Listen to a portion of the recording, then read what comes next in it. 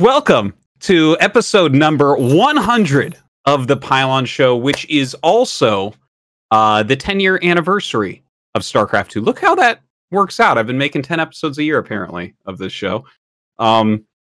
This is going to be a really fun episode.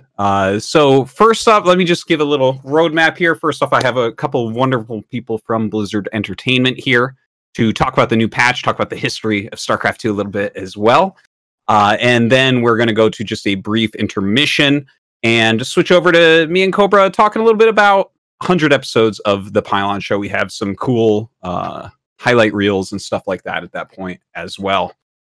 So thank you everyone for tuning in. And of course, a big thanks to my two guests for coming. Let me introduce them. Ryan Shooter, lead designer on StarCraft 2. How are you doing? Thank you for coming on the show. I'm doing great. Thank you for having me. Yeah, it's great to have you. And Kaeo Milker. Wow. Job Artosis. Hi. Yes. No, I've been I'm trying my best for real. I butchered too many names for sure. But a production lead on StarCraft 2. How are you doing? Very good. It's fun to join this. I don't think I've been on this before, but I've been watching it for a long time. Thank you. Thank you. Yeah, no, I mean, I always say this, like, I try to get new guests all the time, and I'm very happy. It's like I'm collecting Pokemon, and I'll like eventually have everyone that's ever been involved in StarCraft. But at the same time, I get embarrassed. I'm like, oh, we're 100 episodes in, and this is the first time I have you guys. Okay. Well, that being said, you guys just released a giant patch that I'd love to start out talking about. It's amazing. It's live on the American server. I tried to get it on Korea. I had to switch over, but it is. I mean, there's actually just so much in it. I'm like, how long have you guys been keeping a list to even come up with everything that's in this patch? Is it the biggest patch ever? Well, I think it kind of depends on what you call a patch. Expansions are pretty large, so if you consider those a patch, then maybe that would outscope it. But it's probably the largest single update we've done outside of an expansion for sure. Which is crazy to think 10 years in that outside of an expansion, just now we get the biggest thing there. Well, let's just run through a little bit of what's in this patch. I mean, obviously you guys posted a giant news about it, but there's a few things I definitely wanted to mention and ask questions about. First off, there's some new announcer packs that are released, one of which, the White Raw announcer pack, both in Russian and English, totally awesome. And it's a login reward, right? Yeah, absolutely. If you log in between now and, is it August 12th, August 10th, August 11th? I don't know. It's one of those 3 days. Go check it out in the news. You'll get the login, the White Raw announcer pack for free, which is super cool. So we're really excited about that. Yeah. Well, it was funny, right? Because I log in and it says owned, and I'm like, I don't remember buying this. Am I one of those guys that buys stuff online when he doesn't remember in the middle of the night? But then I read that part. So really awesome to see. Also, you guys have put out the Stone Announcer. Now, is this one only unlockable via achievements? Yeah, exactly. First, a little correction. I had a bunch of people send me a message. It's August 10th. They're all really mad at me for saying August 12th right now, so it's August 10th. Yeah, but the Stone Announcer is just this character that came from Nova Covert Ops. We've had this announcer pack for a little bit. Some people will know that these files have been in the game for a while, and we wanted to do something special with this announcer. And this seemed like a really awesome time to bring him out as a reward for completing all the 10th anniversary achievements that we've just added to the game, which is one achievement for every single mission from Wings of Liberty, Heart of the Swarm, Legacy of the Void, and Nova Covert Ops, which adds up to about 83 achievements. So it probably won't be too quick for people to pick up, but it'll be a free reward if you're able to complete all those achievements. Mm. And there's no other way to get it, right? Like, you're not going to let me just pay you $10 for this. You will not be able to buy this announcer. White Raw you will be able to buy eventually if you miss them during this period, but the Stone Announcer you won't be able to. I got to tell you, it's a good way to do it, I think, because it's the first time I've actually thought about going through and doing achievements. I'm not like an achievement guy. I make fun of the Xbox, you know, like every time I play Xbox, it's like just popping it, like, oh, you like opened a door. Oh, sick. Okay, well, I don't care. But suddenly I kind of want to do it, especially because you guys put in the text that you're letting people know that it is possible, even on brutal to do all these achievements. So it sounds like some of them might be pretty hard. Yeah, I don't know how true that is. Kevin Dong, I'm pretty sure he wrote that was possible, and Kevin Dong is like another level. So I don't. We'll see. Yeah. Well, I mean, I saw recently someone has beaten almost every mission now without losing a unit. So I guess there are many things possible in StarCraft 2 single player still. Yeah, people do crazy stuff. That's insane. They do. I might be having to give that a try. I like the in-game content. Like I buy all of it. I still haven't played Direct Strike, but I own that thing. So now I'm feeling I need this stone announcer. Obviously you guys have so many things in this patch. One of the things that really impressed me was all the map editor stuff. It's insane. Just here's a small list of things that are new there. The custom campaigns have a lot of cool new stuff, like switching from one map to another map, like in the lobby for some of those custom campaigns. They have to be published by the same person, though. You have easy mode in the data editor, updated Warcraft 3 asset mod, water pathing, lots of data collection changes that I didn't understand, accumulators for creating formulas, update system revamp. I was trying to get Nice Username to explain to me some of this stuff and what it meant, but it was like watching a guy try to teach a cat physics. So how did you guys even come up with such a large list? I only touched upon a little bit of it right there. All right, yeah, I'll dive into this a little bit just because obviously I have a little bit of a personal history with modding, but I want to say too that a lot of the developers on the StarCraft 2 team are former StarCraft 2 modders and former Warcraft 3 modders before that. So we have a team that's very passionate about StarCraft modding. And in particular, we have one designer on our team, Lanlu, whose real passion is kind of to bring a lot of the Warcraft 3 stuff to the StarCraft 2 editor. And so a lot of these changes kind of started with his passion for that and him kind of working on this as a side project, and the entire team getting involved and trying to build the best map editor update that we've ever done. So it's really exciting to get it out there. I saw a QA summary this morning when we were talking about whether we could actually release the patch today or not, a go, no go kind of thing. And in the QA summary, it said there was over 500 updates to the StarCraft 2 editor. Whoa. So the scope of it is pretty insane. I don't even understand everything that's in there. When the patch notes first got put together and we had to review them, it was a substantial undertaking just to go through the patch notes and review it. It was a substantial undertaking for the localization team to try to. The patch notes are over 30 pages long. It's just an absolutely incredible patch for the editor. So we're really excited to get it out there. Yeah, no, it's wild. Like trying to read through all that and understand. Like I learned a lot of new things, but I'm more confused than I was before. But it seems like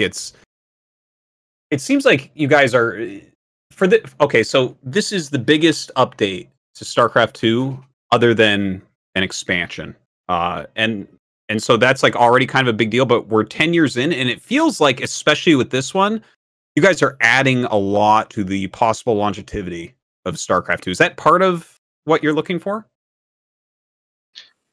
Yeah, for me, I think that it's not just the StarCraft 2 development team that supports StarCraft 2. It's also the community. And the better tools we have for our community, the better support that StarCraft 2 gets.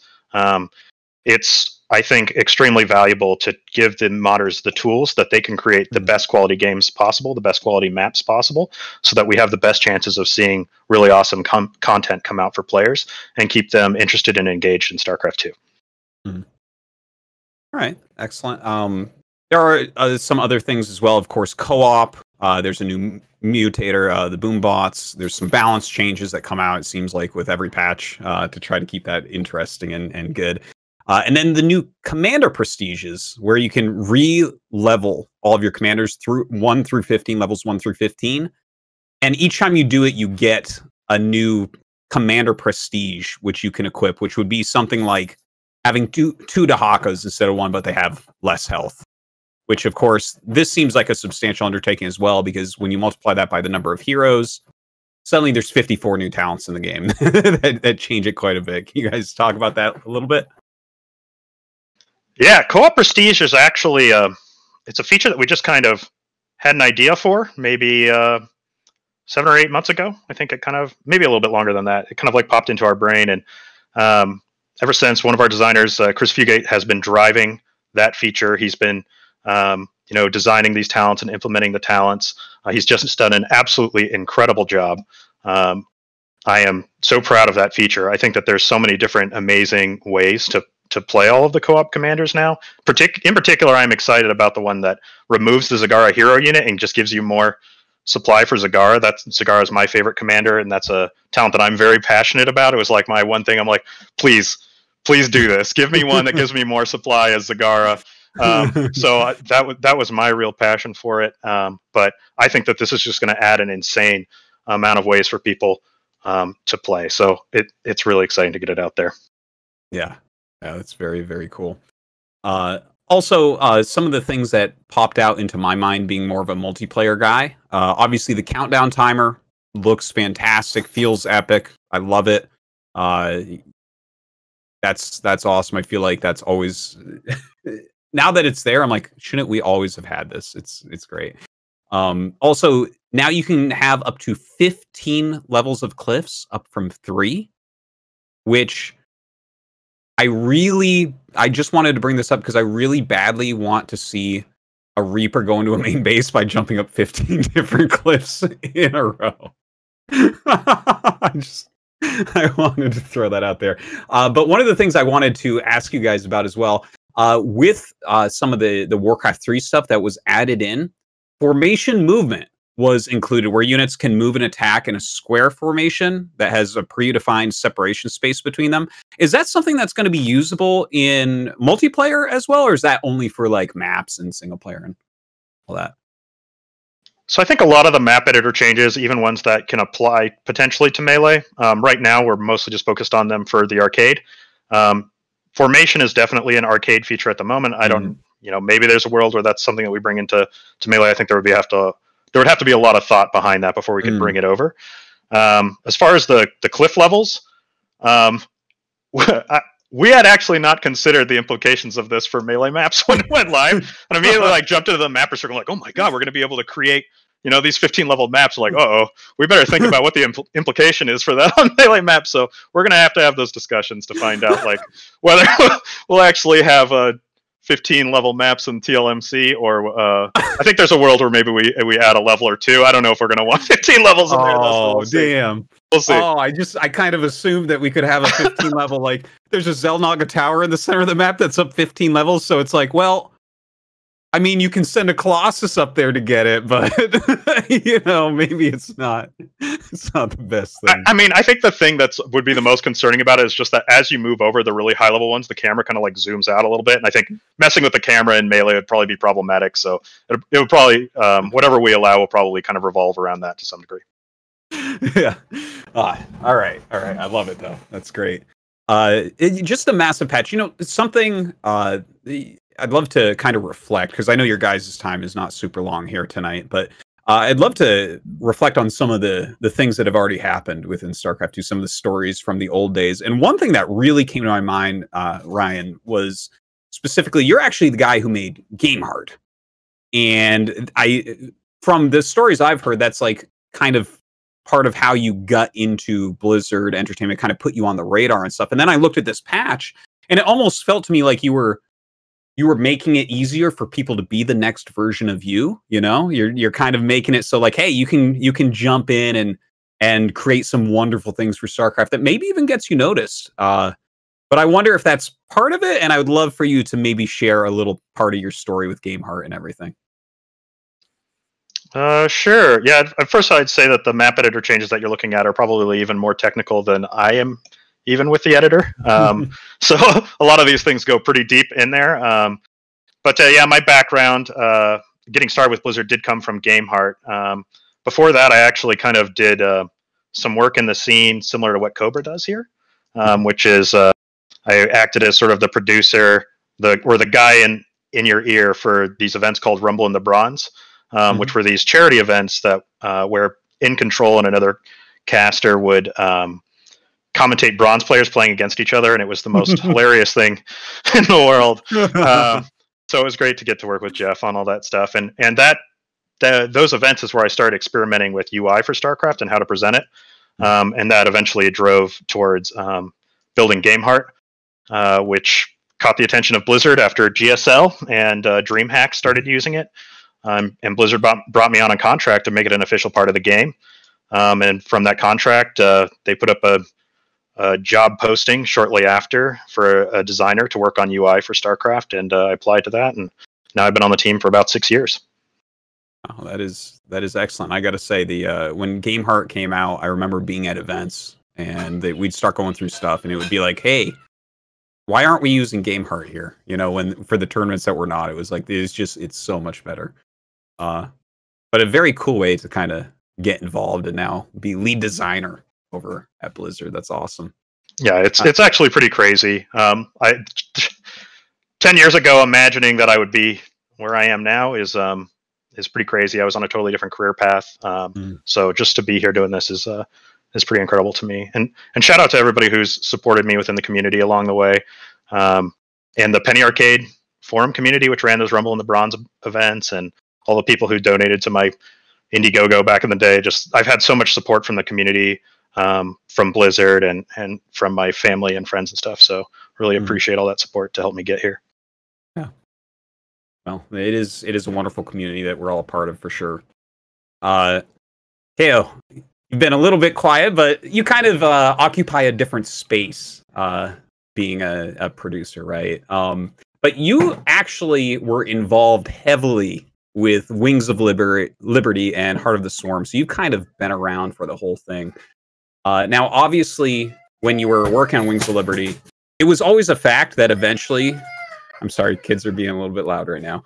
It was always a fact that eventually StarCraft 2 was going to be 10 years old. But was this like something you guys were thinking about back then? Like, what? It can't have turned out like you imagined, right?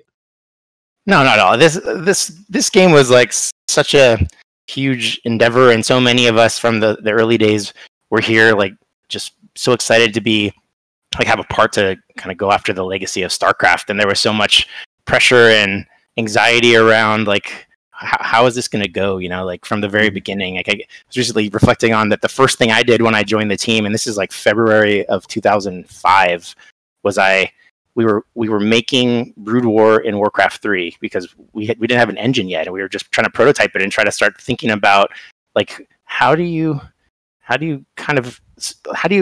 add on to and kind of evolve this thing that was so awesome and perfect and that we loved so much. And so it's like so much reverence with approaching that process. And it's kind of crazy to go from there to see like even having all 3 chapters play out was such a crazy thing. When we decided to have it go out that way and focus on each of the races, it was just such a massive undertaking.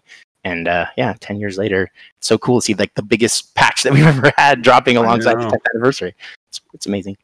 It is a crazy thing to see how it's evolved as well. Like even to go back and look at, you know, people have all these wonderful memories of the Wings of Liberty days. Something I always bring up because everyone's got those nostalgia glasses on. And the thing is, it was great. It was amazing. But if you go back and look at it and look at the game now, you're like, this has been improved quite a bit. The fact that these games are these living, breathing entities that we keep pouring love into, and you know, StarCraft has benefited from generations of love going into it as well. You know, like it's just so cool. And you know, Ryan's career trajectory here of coming from that place in the community and creating something as impactful as GameHeart, and then finding this path to really heading up and being the guide to the whole team is amazing. And there's so many stories like that of people who came from the community at various places and really left a huge mark on it. So I hope people, when they see that, like there are opportunities like that. And I think if you channel that passion and you really focus it, there's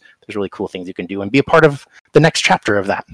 Yeah, no, absolutely. I mean, that's if you love StarCraft enough and you never stop, this thing just won't die, is what it seems like at this point. Even though we've been hearing that for 20 years now. Thriving. No. Oh man. I mean, there's so much, like 10 years, right?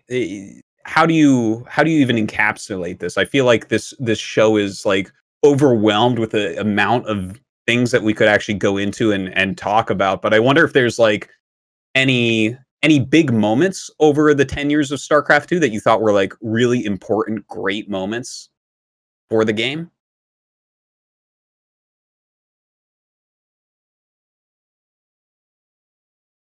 I can start. Well, I'll go back to the beginning just because I think when we started that, like in those early days of even like that fear and stuff around how do we move forward with the game like StarCraft. Mm-hmm.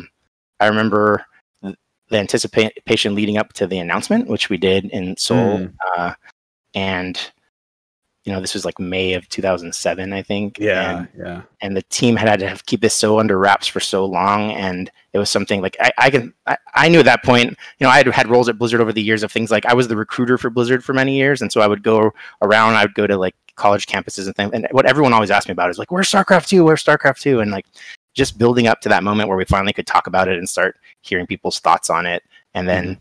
It was another more than 3 years before it released after that as well. But this like runway of like when we were doing it in secret, and then when they knew about it, but they wanted to know more, and then here it is. But again, then 10 years of building upon it. So it's such a crazy journey. I think that there's like this seed that we planted that we keep kind of watering, and then again, the community really every step of the way, whether it's esports or it's people like you, Artosis, like that kind of fed into it along the way. All those things were part of the journey here, and it's still going, man. Yeah.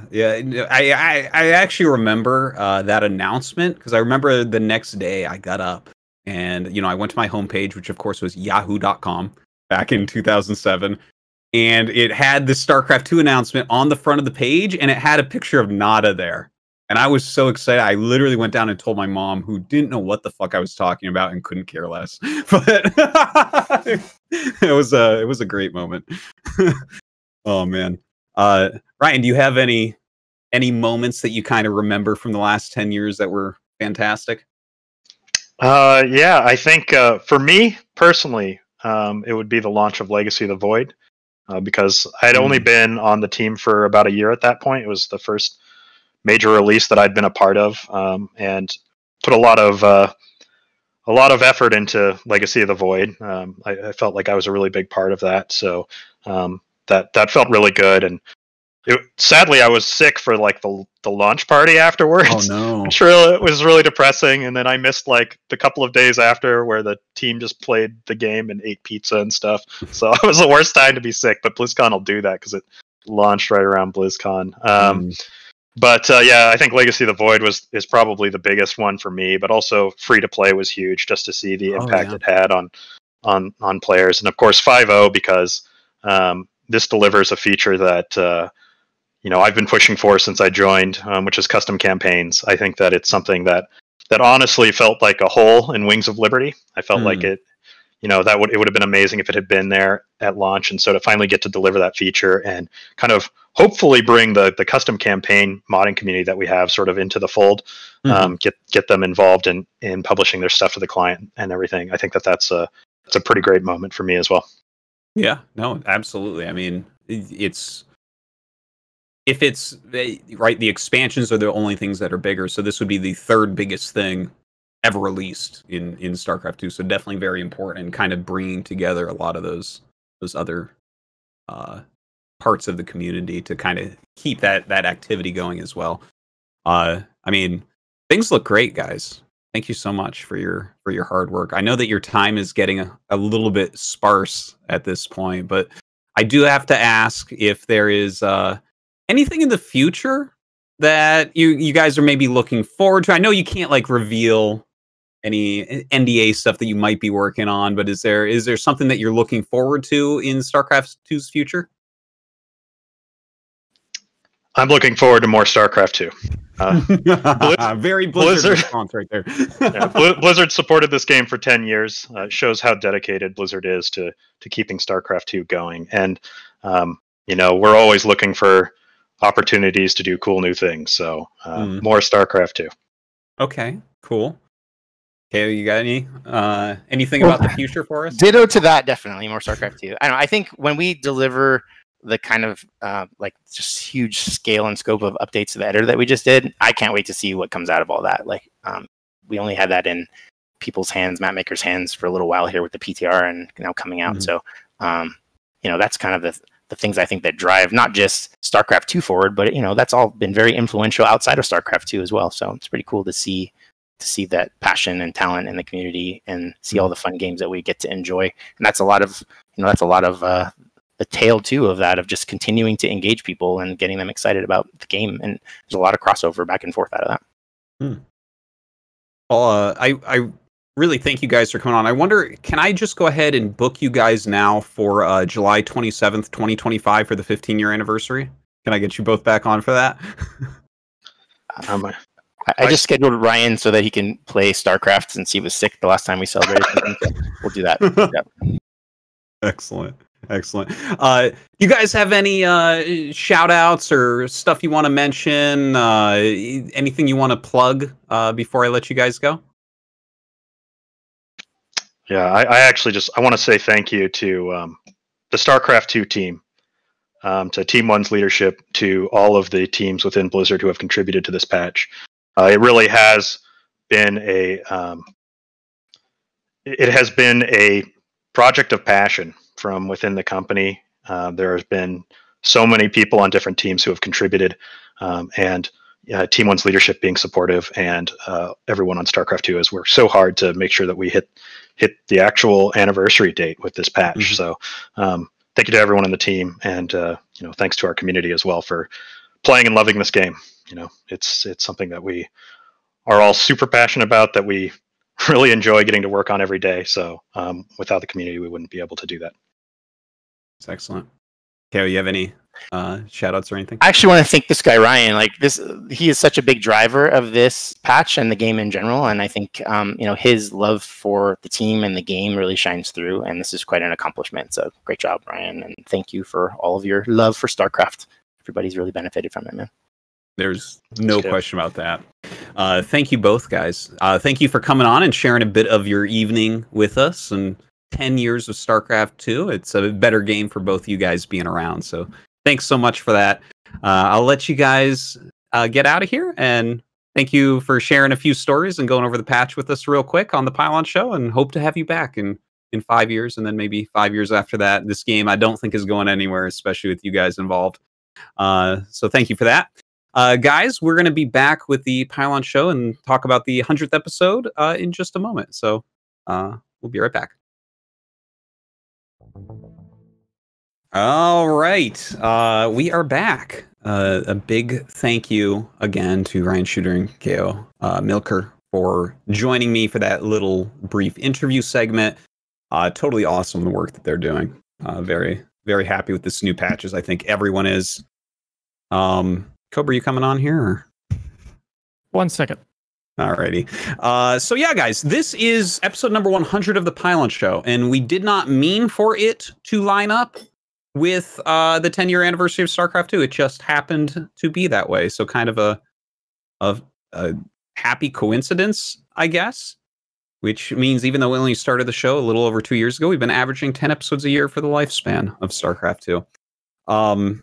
Thank you, everyone, for tuning in here today. For the rest of the episode, this is going to be me and the producer of the Pylon Show, the most important part of the Pylon Show. It's not Artosis, it's Cobra. So Cobra Ben is going to be joining me on here in just a minute. He's busy doing every manner of things in the background.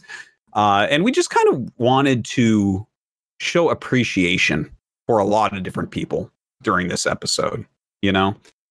We have a lot of fun episodes. Like I think we had a 2-year anniversary episode. You know, we have the end of the year episode where we kind of celebrate all the games of StarCraft over time. But this episode is more about appreciating the people involved with the Pylon Show. And there is such a big list of people like that. So we're going to get into that in just a moment. Just to give you a brief rundown, we're going to be appreciating the hell out of people for a little bit. And then eventually we will move forward into the Patreon questions. And then we have a really great and big video compilation that so many people have helped us out with. It's a huge amount. So yeah, that's kind of what this episode is going to look like. And it's kind of cool as well on episode number 100. which, by the way, only one human has been in all 100 episodes, and that's Cobra, because the show literally can't exist without him. Yeah, he's going to be doing the Patreon questions with me, which is going to be fun, because he has to sit through them each week. So, yeah. All right, we'll get this started whenever you're ready, Matt. Ready when you are. Okay. And there he is. You guys should know his face. He pops up from time to time. All right. Man, 100 episodes. Fucking crazy. Okay. I got actually a couple of quick questions. Yeah, what you got? A couple quick questions for you that I did not prep you on. First off, when we started the Pylon Show, did you think we'd make it to 100 episodes? Realistically, when we started, I was like, this could be good for 20, 30 episodes if I help them, push it forward and do some grunt work here. And then it kept going and going. And then I was like, oh, wow, we actually might make it a while. Around 50, I was like, oh, this is going to go a while, right? So that was kind of surprising. And then I was determined to make it happen to the best of my ability, right? Everything I could do to upgrade the website. We had people that were like, hey, do you want to build a website? I don't know how to build a website. Me, Cobra, I don't know, right? So we have Daxtus, and he did all the heavy lifting to build that. And then we had somebody like that with the forum and stuff. Various people have helped out along the way, but it's not just one producer doing everything. Even though, it's very much your stubbornness that has forced this out of the 20 episode range and into the 100+ range. And at this point, I'm like, I don't think the Pylon Show is ever going to end. I can't even imagine it now. It's like a part of our lives at this point. And StarCraft isn't going anywhere. So why the fuck would the Pylon Show go anywhere? I don't know. It feels that way. We can make it happen. Yeah. Well, thank you to you for that. You're most welcome. Yeah. And who has been the most unreliable host that you've worked with on this show? Anyways, I'm sure a lot of you guys remember Jeff's probably rant Maynard. about Hang on, I got to answer. Hang on. Maynard, okay?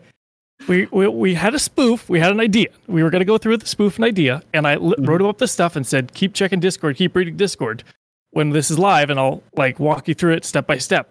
And then was doing it, and technically he counts as a host because he did it. We have Rotterdam and Maynard, which both did it for a short amount of time, right? So I can thankfully get away with saying him. So I'm off the hook without saying you or Jeff. I'm good.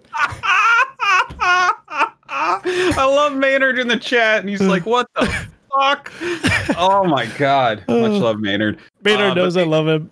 The answer is me. I have 4 children and I play too much StarCraft, so I don't check messages very often. I'm a pain in the ass to work with, no doubt. I figured out that you don't check servers, but you check a Discord DM more regularly, so I'm just gonna do that. Oh, the servers, the red numbers get too big, and I'm just like, oh fuck this. I'm not. It's like my email. I see the number, it's like, you have 300 unread emails. I'm like, and it's gonna get to be more than that. Yeah. This is why the best way to contact me is through text message. All right. One of the things we wanted to do today was kind of thank a bunch of the people who work on the Pylon Show, because it's more, I mention them at the end of every episode, and people know very well that Cobra's the producer, I think, but I want to, I guess I'm kind of like the focal point a lot because I'm the one talking on the screen and everything, but let's go ahead and start going through some of the people who work on this show, which begins with a slide about you. Let's bring that up if we could. Pylon Show Staff Appreciation is what we're calling this one. Yeah, give me just a second. I'll pull that up. Yeah, no problem. There we go. You guys get to literally watch him work right now. That's what his room looks like right there. It's not a green screen. All right, I love this picture of you in a cowboy hat. So, of course, we have our producer. Your favorite episode was number 86. Which episode was that? That's the one where we talked about powering a stream with Puppetry Zelda. Oh, yeah, that was a great episode. Yep. Yeah, it was the Nobby Box episode. Yep. Yeah. Wasn't Nathanius on that one, too? Yes, he was. Yeah, that was good. That was a If you want a fun tidbit, in the next upcoming weeks, there's a plan for Fear Dragon and I and Sal all to get together and talk about what to do and what not to do with starting a stream, like XSplit versus OBS, using various versions of that, the plugins you can do. So that's kind of the most interesting thing I have that kind of is on the page, other than the jokes. That No, that's excellent. And guys, I think that this is a great way as well to support the Pylon Show, is to check out what everyone's working on other than just the Pylon Show. The Pylon Show is not the only thing that anyone does. And that sounds like a great show, actually. I'll definitely check that out. Fear Dragon, Up a Tree Zelda, and you talking about streams, right? That's correct. And some of the other projects you assist with, are you the producer for the Pig Show, Voice of Neuro, and Todd's Town Hall? Kind of. There's various people that assist with some of this stuff, and we'll get to those later. I do very basic things for them, and then upload the actual finished podcast and stuff. But Alleluia, which we'll get to in a moment, does timestamps for all of those. I just put the pieces together that they've collected. When I was trying to get out here and move out here, California, from the East Coast, there was somebody that contacted me. I was like, you seem very busy. And I was like, yeah. And this person is GypsyInTheNight. We'll get to her in a minute. Her page is coming up. And so she started doing some of the podcast editing for me, which saved me tons of time. So that, I was like, oh, do you want to do the rest of these? And she's like, yes. So now she does all of that. So she does the actual podcast editing of the audio file, and then I help assist with some more of that stuff. Now, those are podcasts not quite like the Pylon Show. The Pylon Show is much more grand. It has a lot of moving parts and stuff like that. As far as the Pig Show goes, he basically takes care of the own assets in OBS, and then we assist with the post-production of getting that video up on YouTube and taking the audio and doing that stuff, right? But he actually runs the show of it. Voice of Neuro is basically just a audio podcast only, so it doesn't really have too much video to go with it. If it does, it's just a VOD on YouTube. And then the same people assist with those things. Very cool. Wait, so for Todd's Town Hall, though, do you do it like Pylon Show? Or no, I have him set up in OBS, and then he manages and runs most of that stuff himself. But that's like the Pylon Show in Warcraft 3. Yes, that's correct. And Todd's a little bit my rival, so why is he... Fuck. He's taller than me, too. It's fucked up. He beat me in the caster tournament as well. It's just he's a better person, I guess. All right. Sick. All right, guys. Well, definitely check out Eval Machine. Link tr.ee/Eval Machine. And that's of course, this stuff's all in the show notes as well, right? This is the show notes that'll be saved with the thing this week, or? Yes. Okay, cool.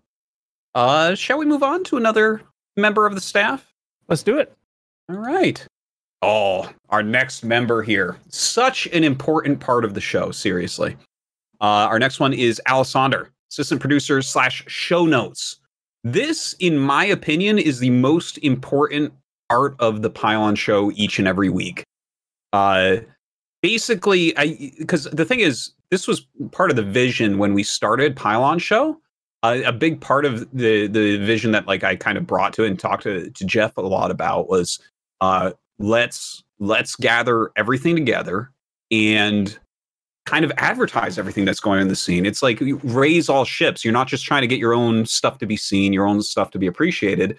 The more that everyone can see everything, the better it is.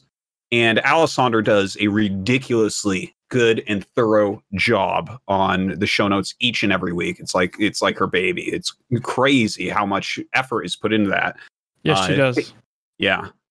Taking a look here, some facts about the process.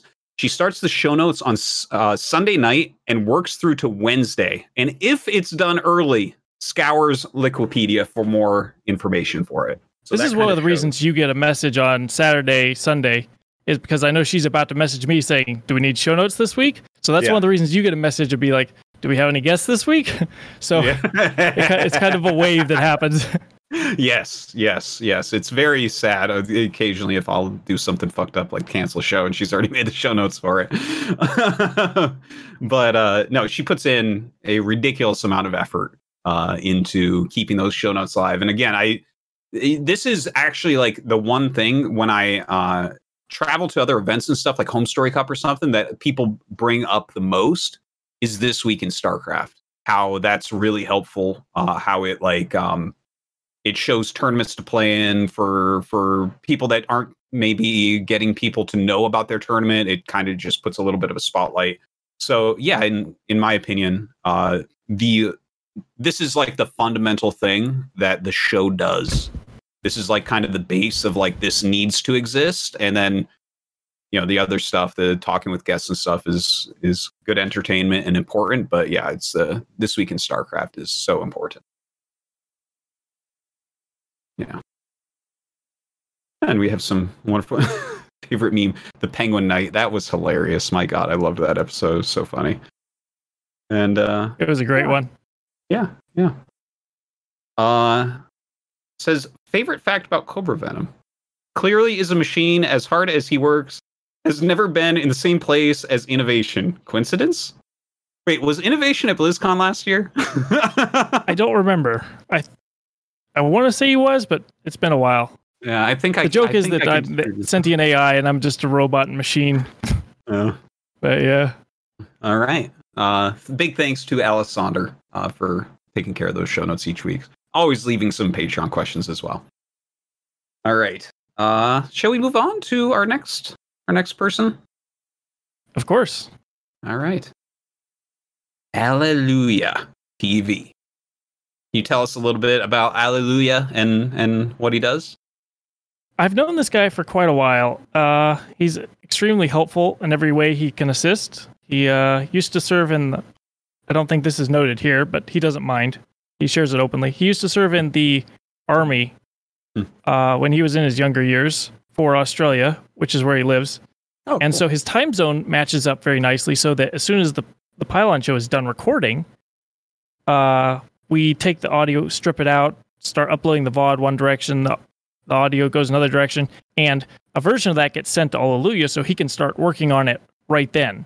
Because it's only like afternoon for Australians. So he works through his mid-afternoon to get that out so that our patrons, when the video from Twitch goes up to YouTube, it's done processing. There's timestamps that he's been able to work on for the past several hours to go right with them. So when Europeans, which is the next first kind of big global audience that we have, they are the first ones to get it because it's like 4 a.m., 3 a.m., 2 a.m. if we're early. That's when it gets sent out Pacific time. That's right when the Europeans are starting to wake up. That's when they get that very pretty time-stamped thing right in their inbox. Sick. I had no idea how long it actually took him to do it. Some facts about his process that he puts down here.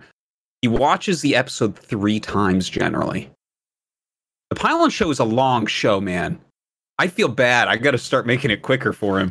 But 3 times, and it takes him, for every hour of a VOD, it will take him between 70 and 90 minutes to collect and fine-tune the timestamps. Dude, that's a lot of time, man. That is, it is 6 hours. That's like... He's got some dedication. Yeah. So a gigantic thank you to Alleluia for all of his hard work. Also helps on those other shows that you mentioned as well. So check those out. Yeah. All right. Let's go to the next one. Next one we have up is NeosteelEnthusiast. This is the guy who made the forums I was mentioning earlier. And for his image, he doesn't have a profile picture that he wants to show. So I believe it was Chicken Man who made this meme.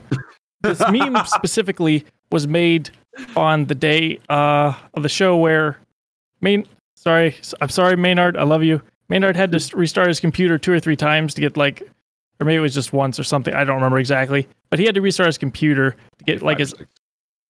Okay. It was a dozen times at this point. He had to get a microphone, camera working and stuff.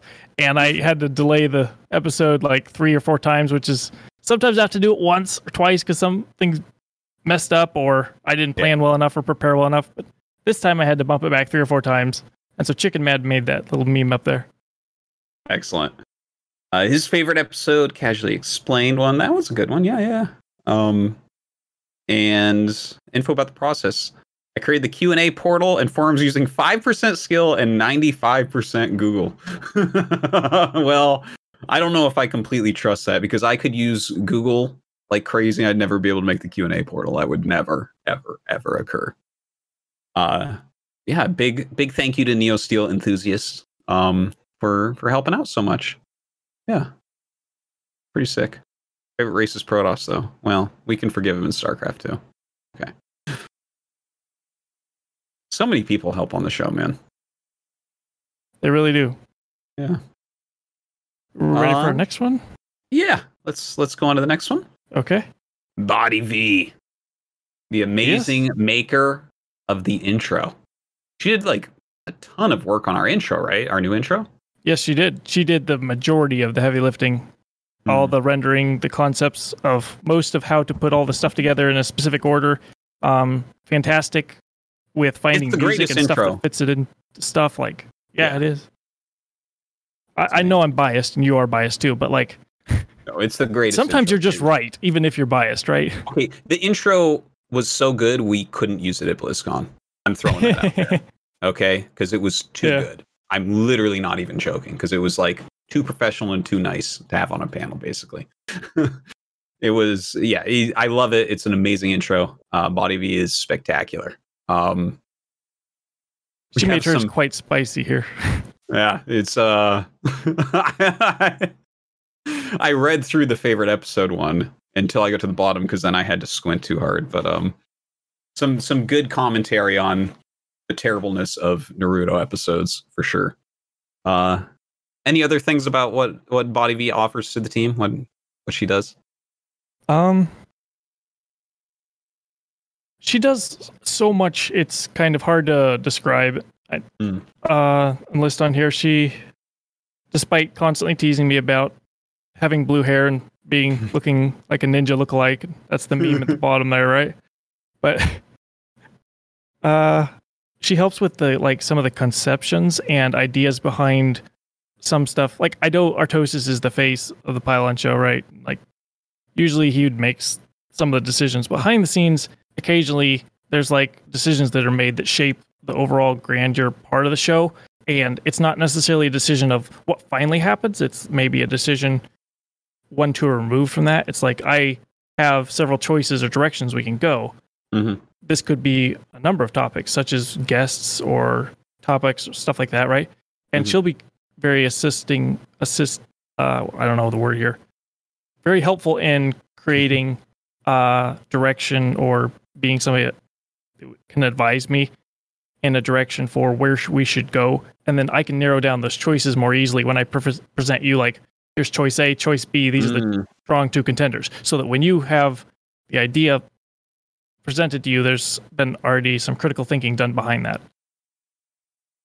No, that's definitely helpful. I wasn't aware of that, but to put it into context, like, there's plenty of episodes where we're like, oh yeah, no, this is a great idea. This is what's going on this week. Let's do this.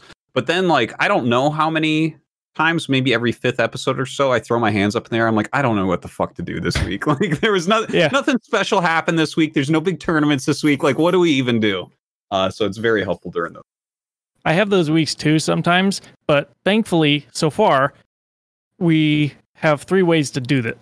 3 eventualities to avoid those things from happening, right?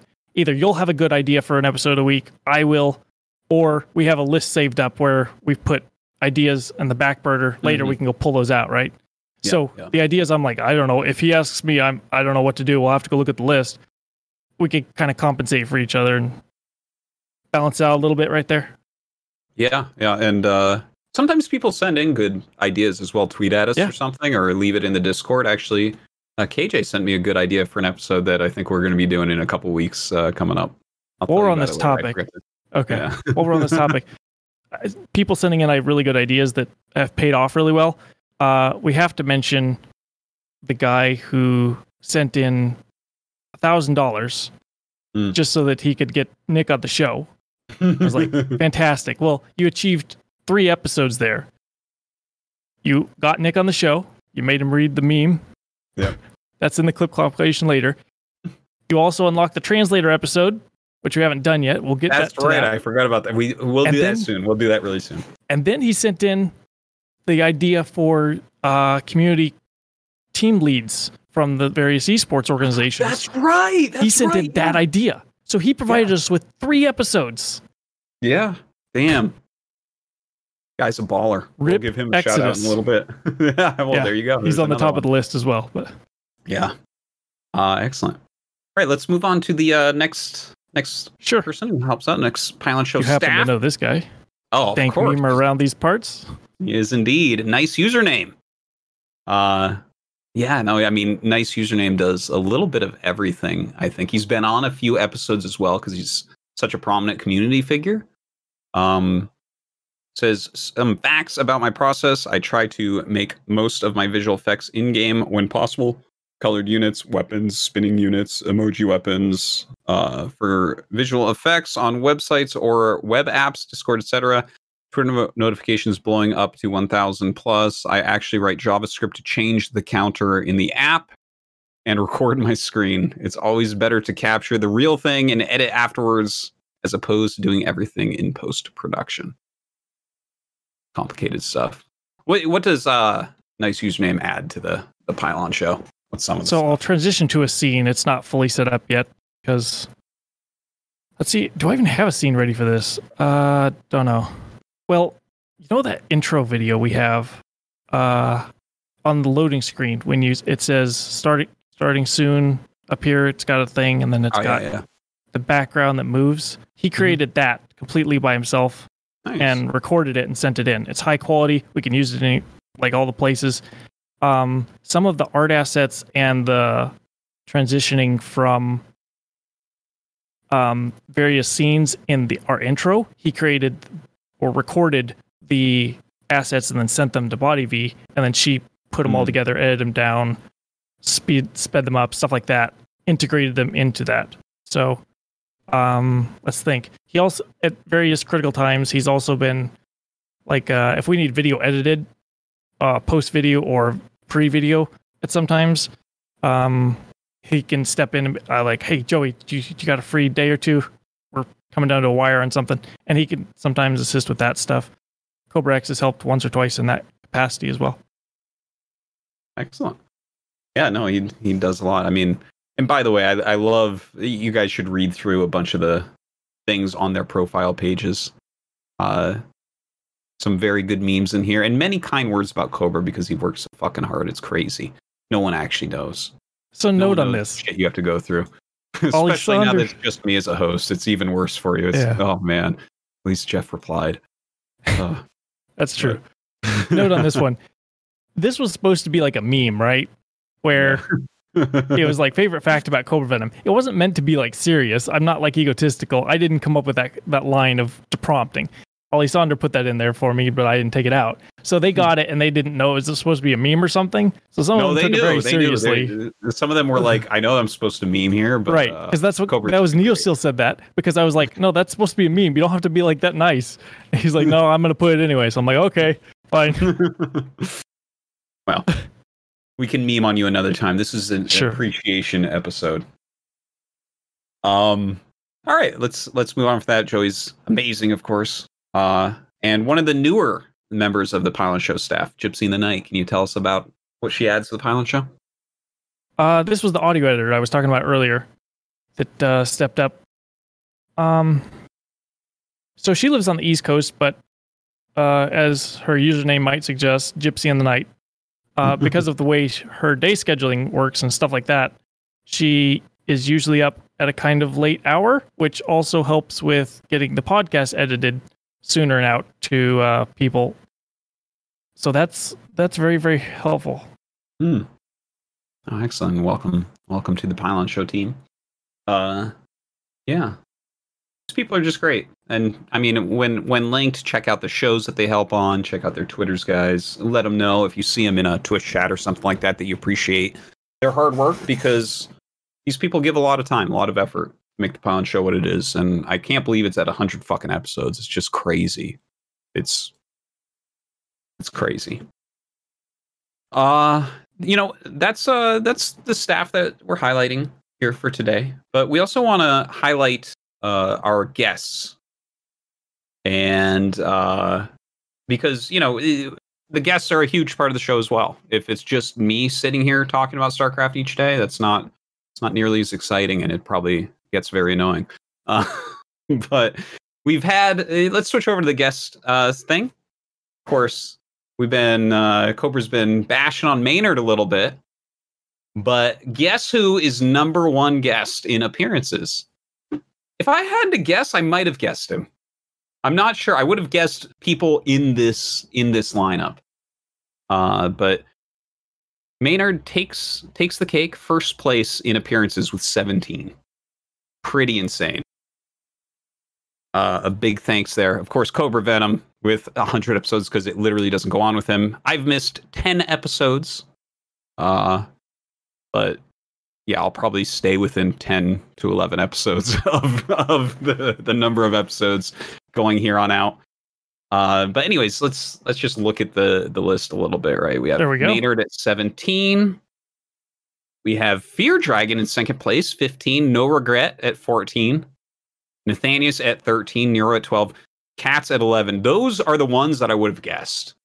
Like, if you asked me who's on the most episodes, that would have been the list, because I'm like, we invite them a lot. They're great. We do. Fantastic to have on there.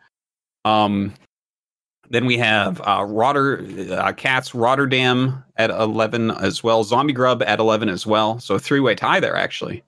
And then Tilo at 9, and then it starts to drop down a little bit. Rifkin at 6. So, yeah, I mean, thank you, everyone. We've had 89 different guests total. So that's a lot. And I'm pretty happy about that. I mean, if you look at it, right, 100 episodes, it's almost one new guest every episode. Not quite. So we got to make sure we got Maynard on there. And I don't know, it's awesome. So a big thanks to all of our guests, because you guys are such a big part of the show. Obviously, it's stupid without you. And it looks like you have some stats on this little thing that I'm looking at. We've had the Pylon Show has been 270 hours and 14 minutes. Is that correct?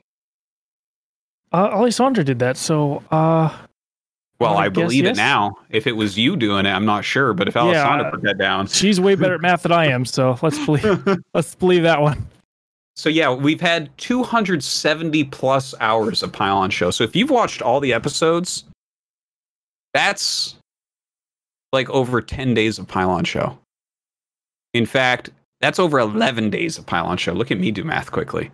So 11 days of Pylon Show so far, which is just crazy. And our longest episode was number 86. And that was the one that you really liked, right? The one with where we went on. It was almost 5 hours long. 4 hours 49 minutes. Whoa, damn. Yeah, I guess you guys have a lot to talk about on your new podcast. Yeah. Number 75 was 4 hours 39 minutes. Do we know what episode that was? I'm gonna check. I'm not sure. Pylon Show number what number was it? It was 75. Oh, it was the Christmas episode that we did. Yeah, that makes perfect sense. Yeah, where if we had like 1 million people on, we had Nathanius, Pig, Nero, Cats, Roddy, Maynard, and Todd all on that episode. So that was a packed episode. That was a crazy, yeah, and we were having a lot of fun with that one, so that makes sense. And then number 87 at 4 hours and 5 minutes, which, by the way, seeing all of these above 70, suddenly I'm like, oh my god, the show's getting longer. This is, let's check what episode this was. 87. What is episode 87? Our 2-year anniversary. Oh, okay. So that makes sense. We had a ton of people on that episode as well. Damn, those commentators can talk. They really can. Yeah, there's some of our stats for the Pylon Show. Very cool. You want to jump to what's next? This changes one. It's page 12 in the show notes. Can we put that on screen? Sure, like 1 second. Alisaunder put together something called changes. So I guess these are things that have changed in StarCraft 2. Let me know when that's up. And 3, 2, 1. There you go. All right. So there's too much StarCraft in my tech game from Blizzard. Yeah, the switch from Blizzard to ESL. Food War got patched. A Foreigner one, a female one, Sue one, the Rise of the Next Generation, the Rise of Wardy, Rise of China and LATAM. That would definitely be within the This Week in StarCraft. Caster Pros. I think that's probably talking about TY. the Olympics, the Rise of Alpha Star, Hydra's Pork Chops Mystery Solved, and from 0 podcasts about StarCraft to 3. So that's all happened in the lifespan of the Pylon Show. That is a lot of history. It's been a little bit over 2 years. Yeah. Pretty sick. And I guess we got a memes page after that too. Just a cute little memes page. You can throw that. Yeah, there we go. All we got the big Gabe. Not even a Photoshop. That's really him. He takes his jersey off. My favorite one of those is him like looking maybe 40 feet tall or something, standing over stuff. Yeah. When he's standing on the stage of DreamHack Montreal against I forget who it was. He was shaking their hand, but it looks like just such a different size comparison. Yeah. I've showed it on stream several times. Yeah, I remember that one. The no regret thing, the shoe, of course. That was a fun episode. One of our people that's on a lot. But yeah, I mean, it's been a wonderful ride, these 100 episodes. I think that's what we have to show right there. I think we'll probably go into Patreon questions, see what people have for that, and then do our big highlight reel, right? Sound good? Sounds good. All right, let's jump over to our Patreon questions. You finally get to answer some of these crazy questions. Oh boy. Wait a minute. Let's see what they sent in. Holy crap, we have a lot of questions this week. Okay, here we go. All right. Yeah, thank you again to everyone who oh wait, I think we forgot a slide in here. Hold on. Let me scroll up to you typed me everything that I was supposed to bring up, but fucked it up. Staff appreciation. Oh yeah, our Patreon support MVPs. Do we have that ready? So part about being on camera and doing this is I don't have stuff as much prepared because that's the time I used to go check it out. Yeah, so let's answer one Patreon question or two, and then I'll pull that up and have it ready. Gotcha. We'll do that because we have a lot of Patreon MVPs, guys. I'll read the first one for you. Got that up. Okay. Foot4264 asks, what was your most embarrassing moment as a StarCraft 2 pro caster or tournament organizer? Since I haven't done any of those, I've only played at an event once or twice. I'll let you take that question. Yeah, sure. Okay. Most embarrassing moment. It would probably be when the thing that popped into my mind, I guess, is just what I'll say, because I'm sure there's been plenty of embarrassing things that I've done and said and been through that I just am not even thinking of. But when I played in GSL Season 1, I lost to one of the worst Protoss players. This is a theme for me during my entire life, is losing to terrible fucking Protoss players. But I was playing Zerg at the time, and I played against this Protoss player. And the story behind it is I hadn't been able to play in weeks. I was actually in the middle of moving apartments, plus I was casting GSL every day. And so I lost to this Protoss player, and it was so sad. He was truly wretched. Go back and watch the VOD, and you'll see I'm upset as fuck in the video. You can see it. And then when I come back to commentate after I'm eliminated, I'm so salty. I'm commentating so poorly at that point. But that was really embarrassing losing to him because, like, he was bad, guys. He was bad. So yeah, thanks Foot for that for that question, for making me relive that in front of everybody. Okay, Ayamora asks, if you could give any living person on the planet not involved with StarCraft or traditional sports casting perfect knowledge of StarCraft and make them cast a tournament, who would you pick? Perfect StarCraft knowledge. And they're not involved with StarCraft or sports casting. That's what makes it tricky, because I'm like, oh, so yeah, we could pick like somebody really smart so that they can like take all this information that they just acquire out of, I don't know how they'd experience that, of just suddenly perfect knowledge of StarCraft, and that they would actually be able to do something with it, right? Well, probably they'd just be a guy in the chat, right? Because those guys all have perfect knowledge of StarCraft somehow. But yeah, who would you give that to? It says not involved with StarCraft. That's the part that's stumping me, because when you say somebody in the chat, I go like, give it to Poop Piece 420 and see what he does with it. He's but involved is he involved with StarCraft? No. See, that's the problem. It can't be someone like that. It's got to be somebody that's like Donald Trump, pick somebody man. that's That would give us so many views into StarCraft. It would give us tons of views in StarCraft. Yeah. Technically, he's got a strategy brain, right? He's ran a campaign and won a presidency, so there's something going on there. I don't know. You can also pick somebody really smart, like a chess player, like that has the smarts involved with that stuff. Magnus right? Carlsen or something like that. Yeah. One of these Twitch streamers that have like 50 billion views at the top of just chatting and they're playing chess. Get them into StarCraft. Raise the scene. Oh, okay. That's where I vary from that, because if someone like Ninja comes in and knows as much as I do about StarCraft, Ninja doesn't play chess. Traffic. He's not that smart. Don't worry. You're gonna get somebody else. Well, that's. All right. I know what you're saying. Yeah. No, I'm like, come on. There has to be something redeeming about me as a person. Like, all my hard work has to have meant something in my life. Right. All right. Thank you for the question there, Ayamora. Little John asks, question for Artosis especially, why do you guys play games like Brood War and Warcraft 3 while you have StarCraft 2 with bigger scene, more dynamic gameplay, games are shorter, you are able to move your army more effectively, you have significantly less bugs, e.g. pathing and glitching?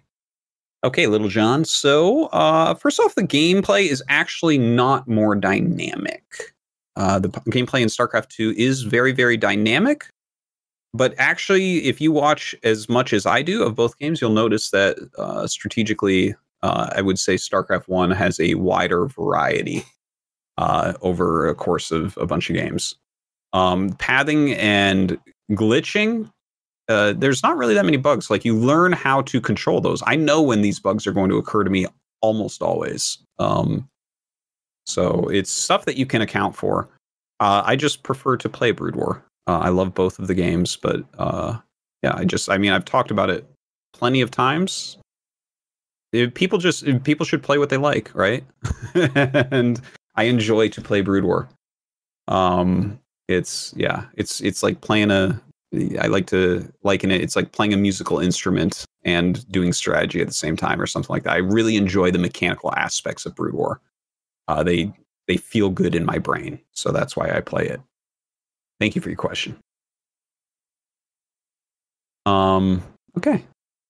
Vexian Rowe asks, I talked with some of my current friends from today, and none of them had heard of KKnD. Did any of you have any memories of that game? Also, did you try Savage the RTS FPS hybrid? Would you be interested if StarCraft made a game like that in the future? Okay, so I'm going to stop you right there. I don't know what Savage or KKnD are. So KKnD is Crush, Kill, and Destroy. It's like a post-apocalyptic strategy game released in 1997. If it sounds like I'm reading that off of Google, it's because I am.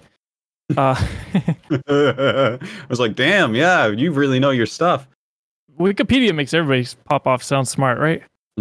It looks like kind of like Brood War a little bit. I can show some images on screen here. It's a little bit more like maybe, I don't know if that's better or worse than Brood War. I shouldn't be the judge of that, right? It's worse. Brood War graphics are beautiful. No, it looks similar though. It looks similar. Hey, it looks pretty good actually. Yeah, it looks old enough that I might like it. Yeah. Yeah, it might be worth trying at some point. I don't know. Oh, Maynard says it sucked. Okay. Oh, okay. Never mind. Not going to happen then. When he agreed completely with me on Command and Conquer, I knew that I could just listen to him for if I should even try a game like that. And I haven't heard of an RTS FPS hybrid, but I mean, I would try it. I like single player FPS games, like Diabolical. I think it's really cool. I really like Quake from the old days and Unreal Tournament 2004 and stuff like that. Right. Yeah. All right. Thanks for the question, Vexian Rose. HyperTurtle asks, how has the Patreon Q&A meta evolved since the early days of Sentient Food Rushes? Do you think the balance has been achieved between those asking and those answering? Who would you consider the Bonjos of Patreon?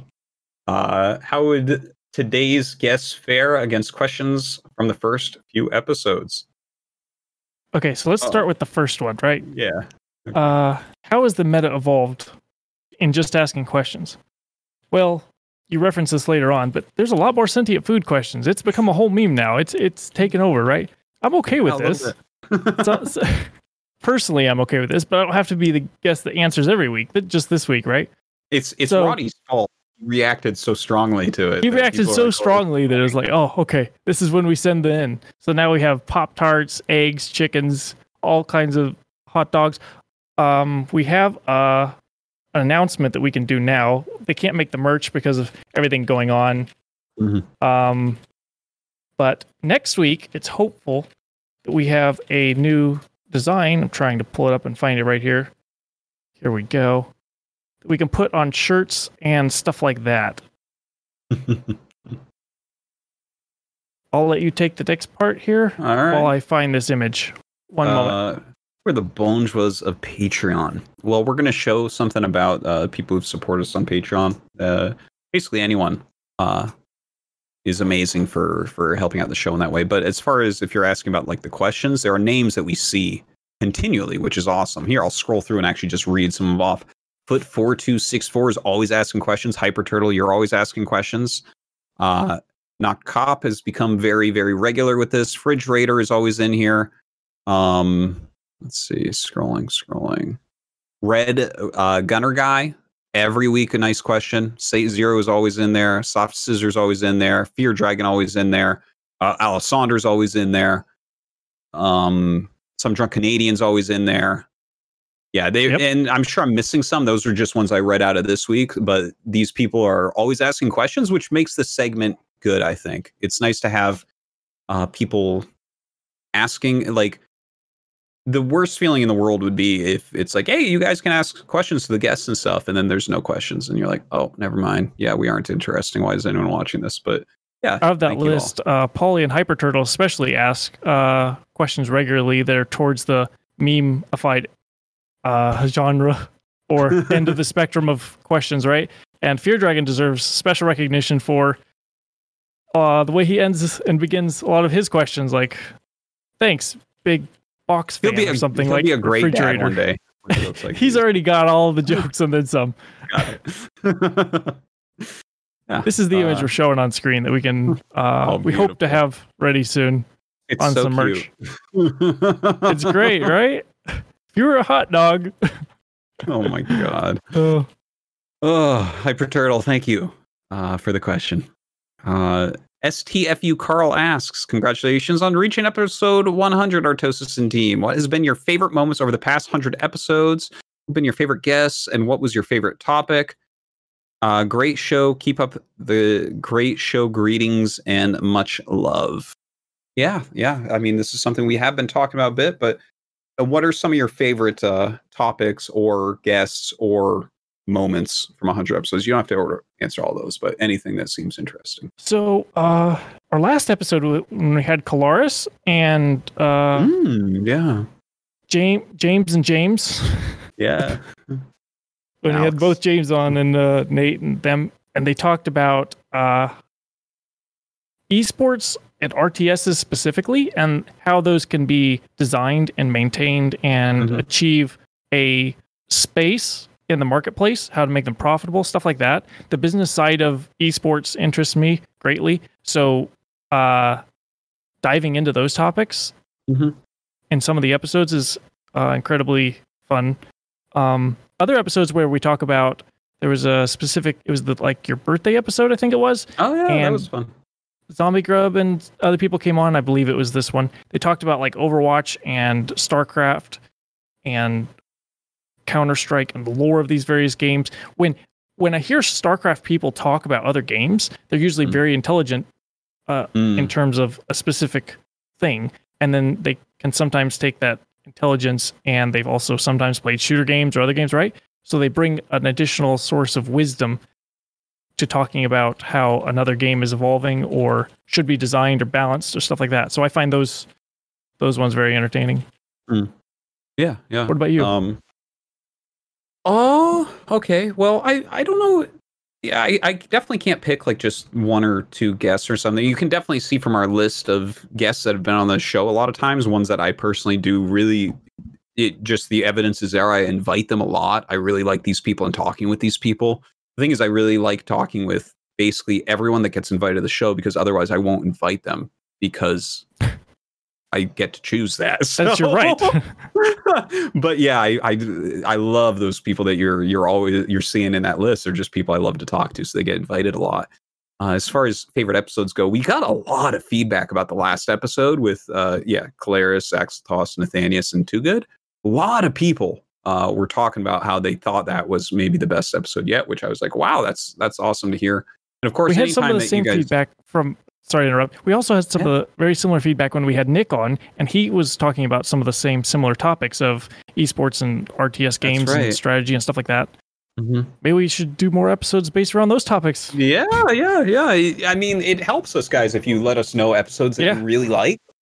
Yeah, it really does, because it's like, oh, yeah, I guess you're right, actually. I did hear some of that about the Tasteless episode, too, that had some overlapping topics. So, then I just put those together in my head. I'm like, oh, Nathanius is in both of them. It's all about Nathanius.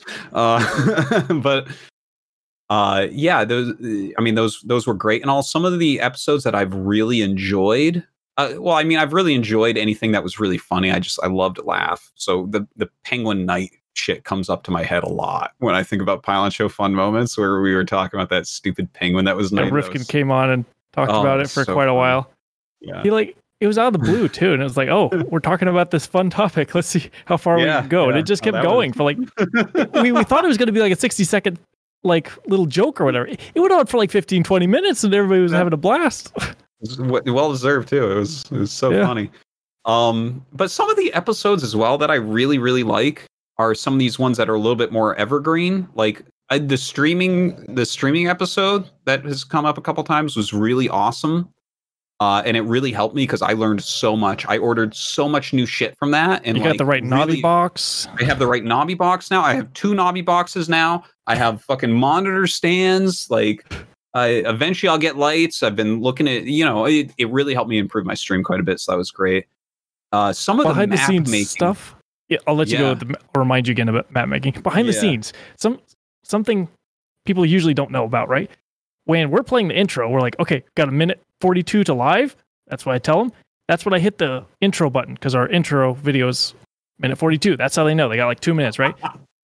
Dan fucking loves this song. It got picked, right? So he turns on his own stream, even though it's delayed by 2 or 3 seconds, and then he blasts it through his own headset. And it was coming in through so loud, I thought it was getting picked up by his microphone getting close enough. Well, he just had the wrong Navi box set up over there, and I'm not... Korea's a long way away, guys, so I can't see this in person, right? So these people came on, they're like, no, here's the layout, here's what you do. I should have done this before. I'm sorry I didn't, but like now during the intros, they had you all set up and fixed, so now there's not this me trying to balance sound levels and our own show getting accidentally piped in, routed back into the Discord call that I'm using to capture the Audacity and all this stuff. Like, that's been fixed. Stuff up for a long time. So you sound better with audio. It's not getting, like, when we're editing audio, occasionally other guests, if they laughed really loud, they would get picked up through that issue is completely gone. So it's super helpful for both side and scenes too. Now back to you. You're talking about map making episodes. Go ahead. Sorry, No, that's great. That's what we do here on the Pylon Show. But okay, so yeah, some of my other favorite episodes, I really enjoyed the map making episodes, the StarCraft 2 map making and the Brood War. The Brood War one, like, they were both really awesome. I learned so much. I like learning about this shit that is like, it's part of StarCraft, but I just don't know much about. The Brood War one, unfortunately, like the first, not quite half of it, I think we had terrible audio issues, which eventually Cobra figured out how to fix everything, and it became way better for the next half. So if you're going to go back and look at that, just keep that in mind. It was the roughest audio we had on an episode, so that was like kind of sad. But the episode had so much good information. Like the people who make maps within the scene that we've invited on the show, just they know a lot, and it's like a whole different way of looking at it. And I thought that those were great episodes. And the thing is, I think they were some of our episodes that were viewed the least. A lot of people tuned into those episodes and then just left the stream. I don't know if that's reflected in like VOD views or anything like that, but I thought those were great episodes. Some people don't actually ever watch or rarely watch it on Twitch, so you might get 5 views out of a lifetime of 100. And most of our viewers tend to watch on YouTube instead of Twitch, or they could watch a little bit on Twitch and then they have to go to bed or want to go back and watch something. Most of the views occur in YouTube. So some of these highly specialized ones, it's reflected in the YouTube numbers where you can actually see the line. But yeah, that's like a common thing I find. Yeah. Some of the audio issues are other people's microphones. There's not a lot I can do about that. A lot of this though, I wasn't necessarily, when we started doing Pylon Show, I wasn't like a sound audio engineer. I kind of learned some of this along the way. So if you go back and watch like some of the very first episodes, it's basically a story of Cobra figuring out stuff along the way and getting better at it when you talk about that. Yeah.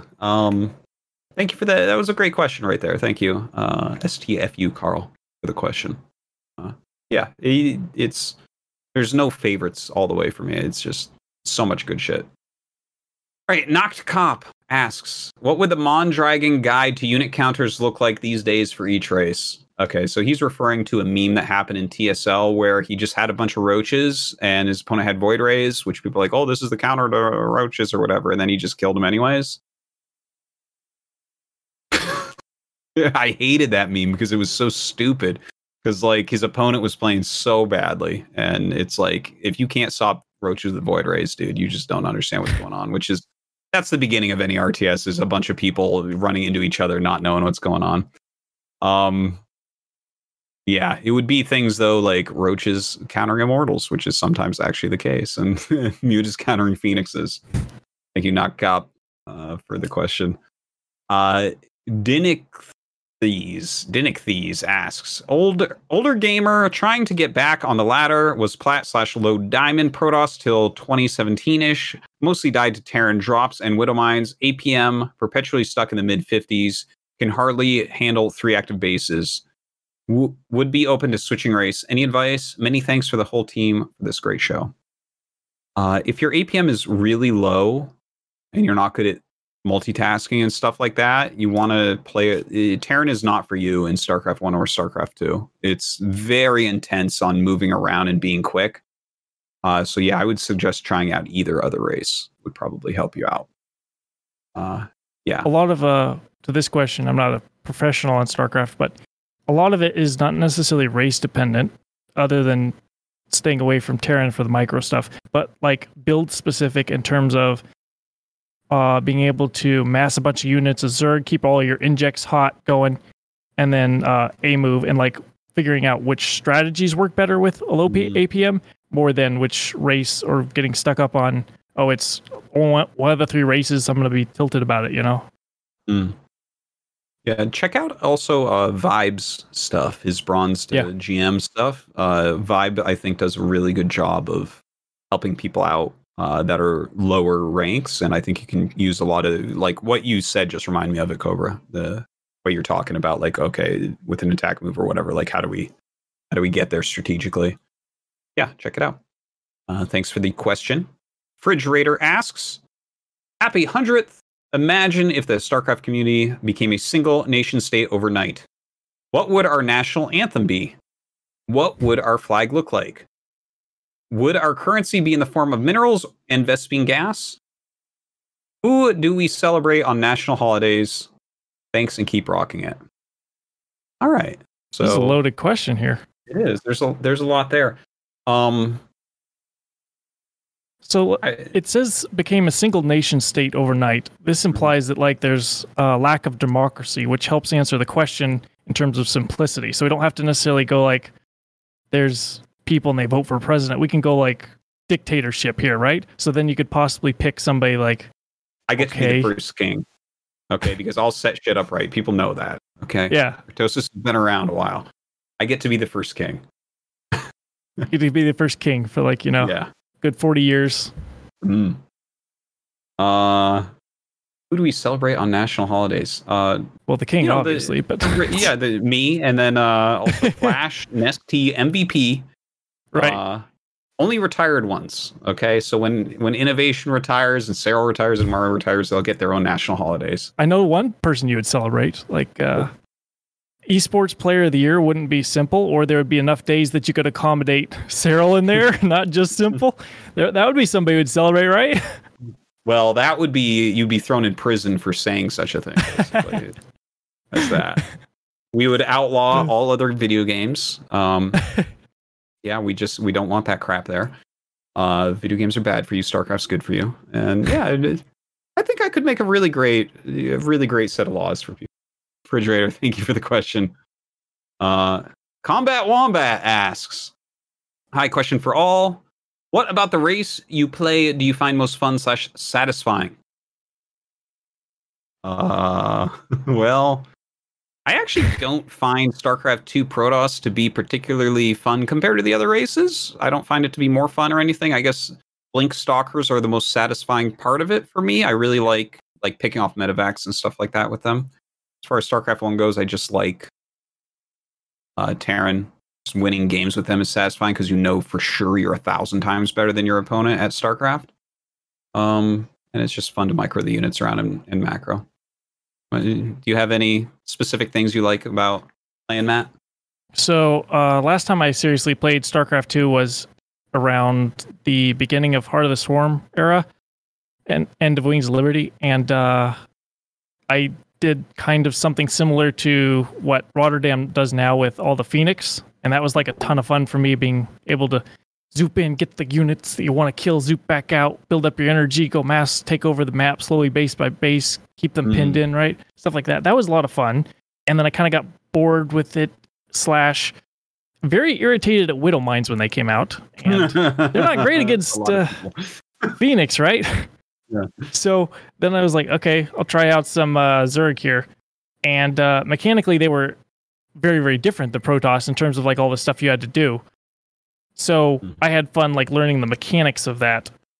Once I got it nailed in, hit my Chrono Boost on Protoss, hit my Injects on Queens, got your Larva going. Like when you got all the things in StarCraft going really well, like minerals are coming in, your units are pumping out, when everything's fitting together like a piece of a puzzle, it's so satisfying. Like it hits that spot, you know? Yeah, absolutely. If you hit like really solid macro cycles, like you're spending your money and you know it, and you're not getting supply blocked, and you're producing and you're expanding and stuff, that borders on ecstasy. Like it feels amazing. It's like, yeah, I mean, if you haven't done it, guys, go try it. And when you hit and you know you're macroing well for you, you don't have to be doing the best. I can't macro as well as Flash, but when I do my best macro, holy shit, I'm like, yeah, I'll never quit this game. It's just never going to happen. All right. Thank you for the question, Combat Wombat.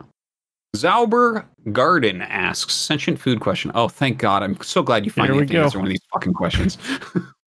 If there was a mushroom coming from outer space with intentions to bring love and rainbow colors to all of humanity, would you eat it?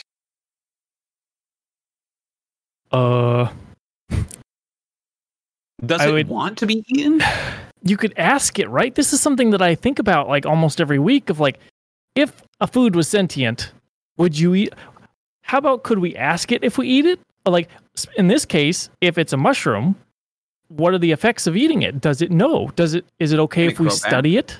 Yeah, can we eat like a part of the mushroom and it grow back? This might be how it's trying to bring us happiness. Some mushrooms are spread over like miles and miles and go across South Carolina, all the way of the United States up into Canada and back. Like they're just miles and miles.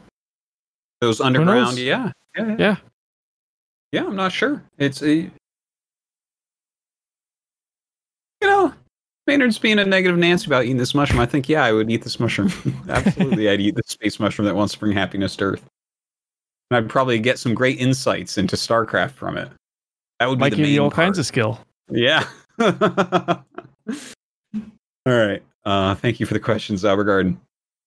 Optional player asks, last show. The problem I feel with RTS growth as an e-game is the learning curve for viewers, i.e. FPSs are naturally easier to understand than RTSs shoot and win. In RTSs, various races, economy, etc. complicate things. I feel StarCraft 2 or RTS growth may be linked to the caster's job, no offense.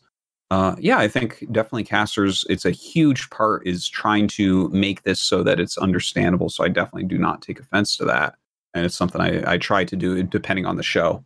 I'll try harder sometimes than others. But what do you think about the learning curve for viewers compared to like an FPS, Matt? I know you like FPS games quite a bit too.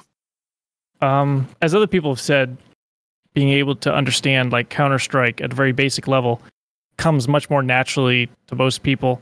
If they've never seen a video game in their entire life, if you sit them down in front of Counter-Strike, they can understand what's going on more quickly, right? However, there's some people that that doesn't appeal to them. Of like, okay, I understand the strategy. They got to save up for weapons. There's economy. There's metas that they're doing of taking over various parts of the map and stuff like that. And that's not necessarily for them, or it's like a different type of thing. Whereas people that want to understand chess are more likely to not watch a Counter-Strike game. And if there's two arenas side by side, they make there's a whole bunch of units and they're blinking up into the high ground. They teleported away and now there's a great big mothership in a hole. And like, what's all the vortex? There's Archons going into it. Like queens flying around. Like there's, I think a deeper kind of appealing process there to some people. It's kind of based on the individual of what they're drawn to. The actual understanding of it occurs within the people once they're understanding or drawn to one genre or the other. That's kind of my take on how it's linked. I know in the second part of his question, he's referring to the caster's job of being able to explain that. That kind of depends on how the caster is casting for an audience. If you're casting something for new people and you're trying to cast StarCraft, you're trying to explain the game to them or do it at a very basic level, versus if you're casting for a hardcore audience, you're much more in depth of it. So it's kind of location specific. I know that we're living on the internet, but location specific or audience specific a little bit. Yeah. Yeah. What do you think on that? I definitely would agree with that. Like you need some base amount, like shooting each other with guns is definitely more simple, but I think there's a little bit more to that. Like I think spells in any game complicate it a lot. Like if you look at League of Legends and you haven't played, I'm like, okay, that's 1,000 times harder to understand than what's happening in StarCraft, where you're making armies and running them around the map into each other. You can kind of just understand that aspect, but things like spells, I think, complicate. And like, I think we even see that a little bit in Overwatch. Overwatch is a bit harder to understand for the first person watching it than Counter-Strike, I think, because it does have those spells going on, right? So it's like, oh, what does that do? And you need to know what that does. And you're exactly right on this. Yeah. So one of the things that is very specifically correct for me in this regard is I tried to get into League of Legends, and it's just like a whole bunch of stuff that's like, okay, whoa, I don't know what's going on here. When Overwatch came out, they kind of tackled this problem of the ultimate, because when you're watching League of Legends, the new player isn't necessarily knowing where the ultimate timing is and how soon until they have that Genji blade or molten lava or whatever. Overwatch decided to be like, I know they wanted to be the esports thing right off the bat. You could say that they were successful and unsuccessful in various different ways. One of the things they did correctly is putting your ult right dead center in the middle, so you and whoever else is watching for the first time can see a charge bright glowing when it's ready, so they understand a little bit more of that mechanic. Yeah, stuff like that is actually a good idea. Like maybe a next generation RTS can do something like a High Templar's glowing when it has mana for Psystorm. I don't know. Maybe that would help the learning curve, stuff like that. But I think keeping those numbers down, like keeping spell numbers down, to making shit so it's not that complicated how they interact. I'm not saying make the whole game simple. Yeah. Like just put some of those elements redesigned where they are on the screen, because Overwatch way overdid it. Like it's kind of annoying how big it is and in the way, especially for players. You could take apart the actual watching of a game and say that we need redesign a game starting from the perspective of, don't just give me the player's point of view, give me a spectating casting version of it so that I can see everything that's going on. With Game Heart and what we have in StarCraft, you can kind of see like, oh, here's all the production stuff that's going on, right? Like, give us various versions of that. Not overdone as Overwatch, but a level of degree there, like somewhere in the middle. Sure.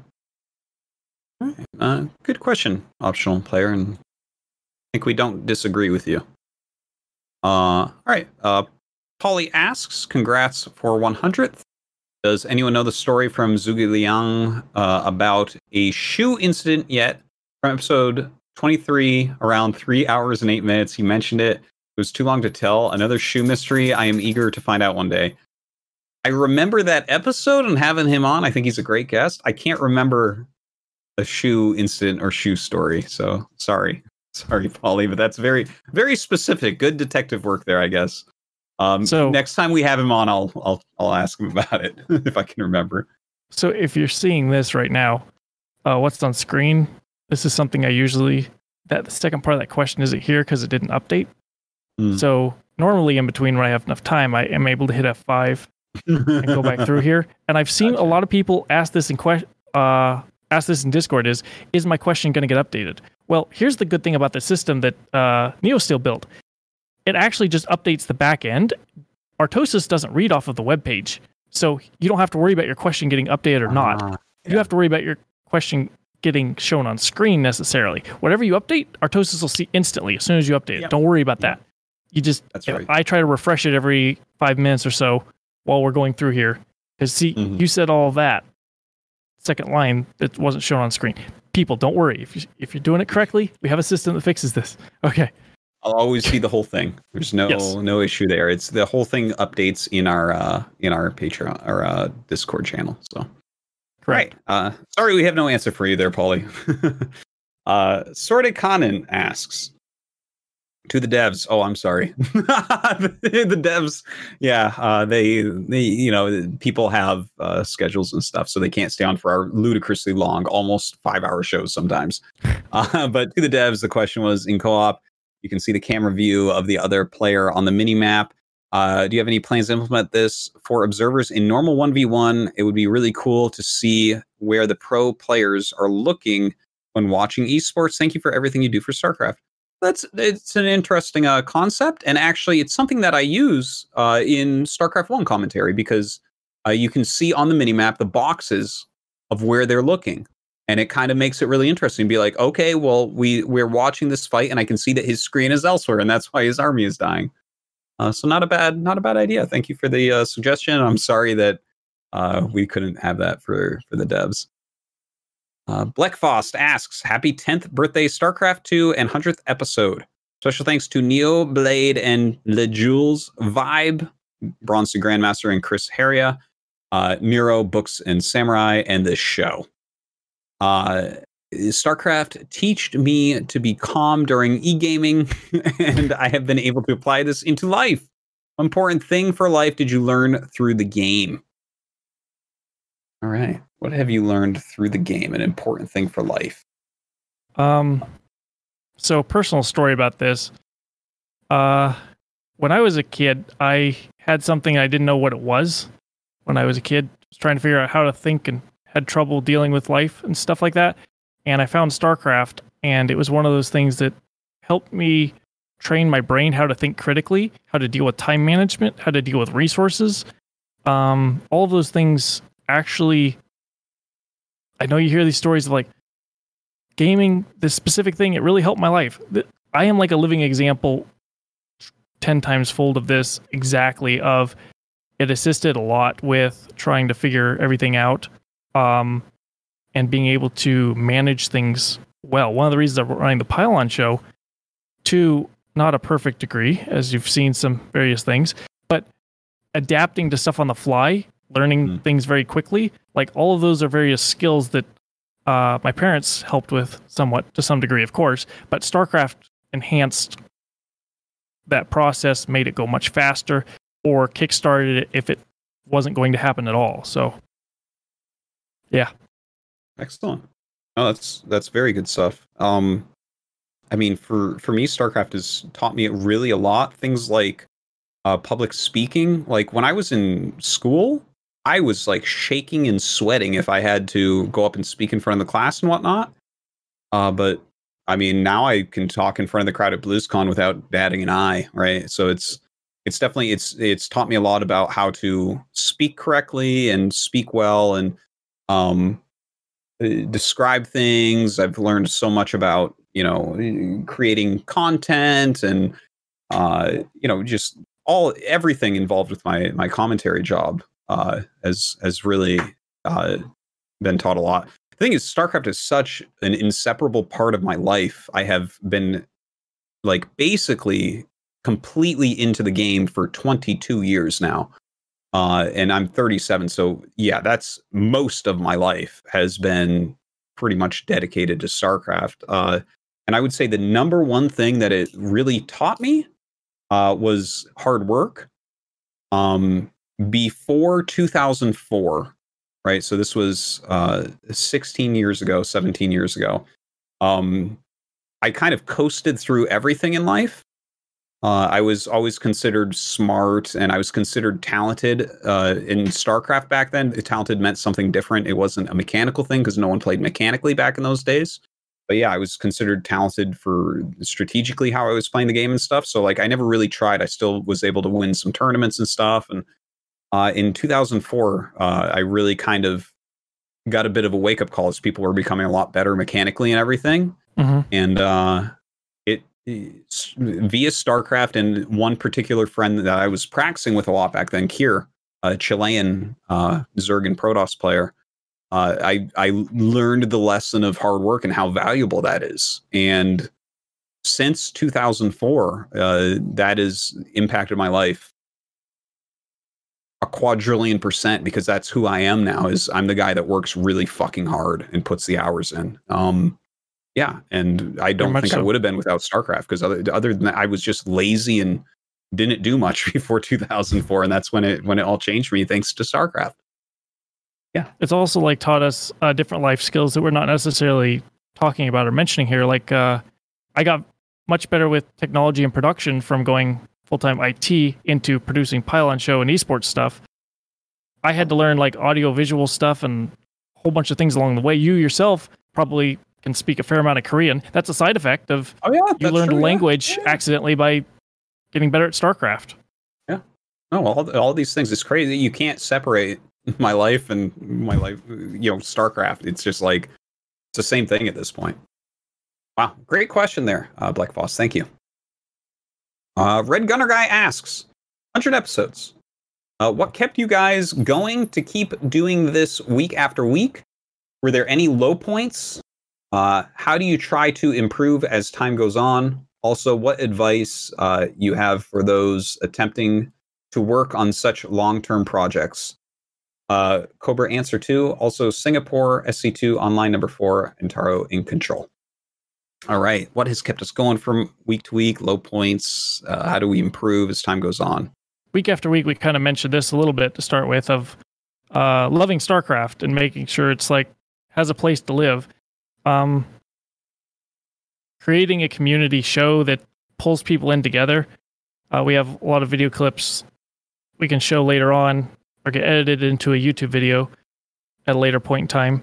Are people talking about that very thing where there's a community hub and people come together? It's like a watering hole for StarCraft where you come and talk business, sometimes a little bit of gossip, not necessarily all the time. We try not to focus on that. You get a little dose of it. You get a fair share of memes, content, intellectual challenging, questioning, stuff like that. All of that is combined in the Pylon Show. Whether it doesn't matter necessarily where you consume it, knowing that people are out there listening to it on a podcast as they go to work, or some of it on a podcast because they may not have a 5-hour commute. They might have to space that over 5 different days or something. Who knows? But knowing that that's going on is a driving force. There's a lot of people that assist us with it. That's definitely something. There's definitely been a few low points. Some weeks where we've been like, we can't do the show this week. Can't make it. There's too many moving variables. Something changes at the last minute. There's so many parts in motion. You can't control all of them. I don't think there was ever a point where I wanted to stop doing it completely. Pause it maybe, but not stop. As far as what do you try to improve as time goes on? Kind of everything as much as I can if it needs to be improved. If it doesn't need to be improved, work on another part that needs to be improved, right? Better graphics, like BodyVii's helped out with that. Better audio, faster processing of the podcasts, you know, just anywhere you can. Advice for long-term projects. That's make sure you have a planned outline, kind of track it, write it down, stuff like that. I don't know anything about Singapore SC2 Online. Sorry. Give it back to you. No problem. Yeah, no, it's great answers. Yeah, I think that mostly does, I would say, advice for those attempting to work on such long-term projects. Stuff compounds over time, kind of. It's consistency is king is something you hear a lot online and with content creation or any project. Your results build upon themselves. So even though it may not feel like a lot, this is, again, going back to what I learned in 2004 about working hard. Like, I mean, at this point, right, we were talking earlier about the Pylon Show. It's like how many episodes we're going to make it in, how long is the show going to go? And at this point now, we have 100 episodes, 89 different guests. We've been at BlizzCon twice. We've done all these great things and had all these amazing conversations that it's like, well, now I don't think it's ever going to go away. You know, before it was like, how long is it going to last? Now it's like, I think it'll last forever, basically. It's kind of gotten bigger than us at this point. Like, yeah, you just keep the ball rolling. Yeah, yeah. Like, I mean, if I ever have to fucking quit StarCraft or something, with someone else take over the Pylon Show. That's not going to happen, though. But yeah, that's the type of compounding that can occur if you stay regular and do things. I mean, the same as even just playing StarCraft. I mean, shit, you will just keep getting better if you just keep working. If you just keep working on anything that you're doing, it will continue to improve. And when you add on tons of little improvements over time and tons of work over time, then suddenly you have this giant body of amazingness. And there you go. Yeah. I see a question in the chat. Usually we don't answer too many questions in the chat, but one of these is, would the Pylon Show ever get its own Twitch channel? Answer's probably not. The VOD having its own highlights clip, like one of our questions a while back was a Patreon question about having, like Joe Rogan has highlights section. That's what the Pylon Show on YouTube. That's the purpose of it. But right in the first link in the description is always going to be the VOD on your channel, though. That's the purpose of that. Yeah, and about having its own Twitch channel, I think that sometimes people go too hog wild with different social media things. This is actually something I really learned when we were doing all of the special Brood War shows, where it was myself, Tasteless Day 9, and Jeff. Probably out of all those, like, people remember those shows and loved those shows. Those were amazing. Those were some of the best content ever. Some of my favorites, some of all their favorites. Absolutely. The one that was a Zotac Cup was probably the best one out of all of them. And first off, it's fucking gone. Like, no one can find the VODs for it anywhere. But also it got almost no views comparatively because it was on a small channel. The Zotac channel hadn't really grown at that point. So just having this is a giant thing about getting views on a channel is it doesn't matter how hard you're pushing something or how good the content is if the channel is unknown. Because myself, Tasteless, Day 9, and In Control all tweeting the hell out of the Zotac Cup that we did and trying to push viewers there, it didn't get very high. Because the channel just wasn't built. But that, I swear to God, that was probably the best content ever fucking made. It was amazing. So they try to take the shortcut. They don't understand that if you have a content with absolutely 0 viewers, 0 followers, and you have all those great people, you can make it huge. You just have to keep doing it for a long time. If you do it once or twice, it's not going to happen. Yeah, I think that's something that most people in the industry don't realize. When it was all on Day 9's channel, 40,000 viewers. Yep. Amazing support. Everyone sees it. Everyone talks about it. The Zotac Cup, which, again, better content. Nothing, man. It was the viewership. I think it peaked at 6K or something. It was like just not as much. So will the Pylon Show ever move from the channel? No, it's not going to get its own channel. It's not worthwhile. We want people to see it. We want people to enjoy it. The thing is, whatever, if it's on Artosis, if it's fucking, if it was on the Day 9 channel or the StarCraft channel, all that's going to help people to actually see the content. And that's really what you're aiming for, I think, is people actually seeing it. So yeah, there you go. Okay. Moving on. Sate Zero asks, for Artosis, why do you get away with ducking troll questions? Either you divert it to the guests or never do it yourself, or start a conversation, let it not get answered. I'm paying hard American dollars for my trolls and I'm being denied. Address this injustice. Viva la revolution. Much love. Oh, I love it. Okay. So, well, he found my trick. Yeah. I generally just go with the flow of conversation during this part because I think the Pylon Show has evolved a lot. I feel like it's less about me and more about my guests each episode. So I try to be more of a host. I don't want to just shove my opinions into everyone's face all the time. And I don't want the focal point to just always be me because you guys get enough of that. And yeah, so I feel like it's me backing into that host role a little bit more.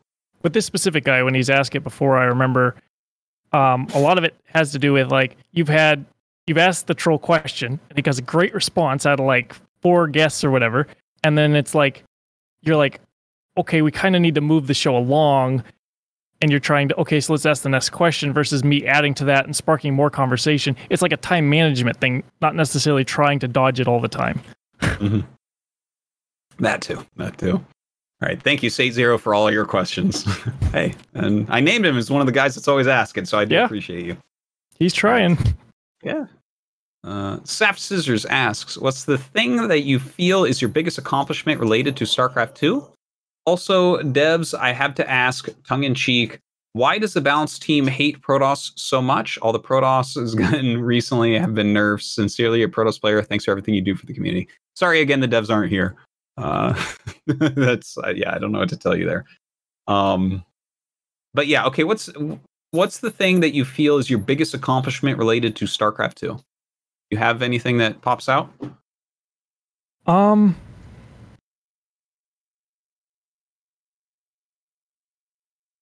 got Masters and Heart of the Swarm. I don't know if that probably counts. Oh, that's good. That was a long time ago. Yeah, There's in terms of accomplishment, I would have to say making the Pylon Show what it is kind of is related to StarCraft 2. I know it feels like we're kind of building itself up and stroking its own ego or something there, but it's kind of that way.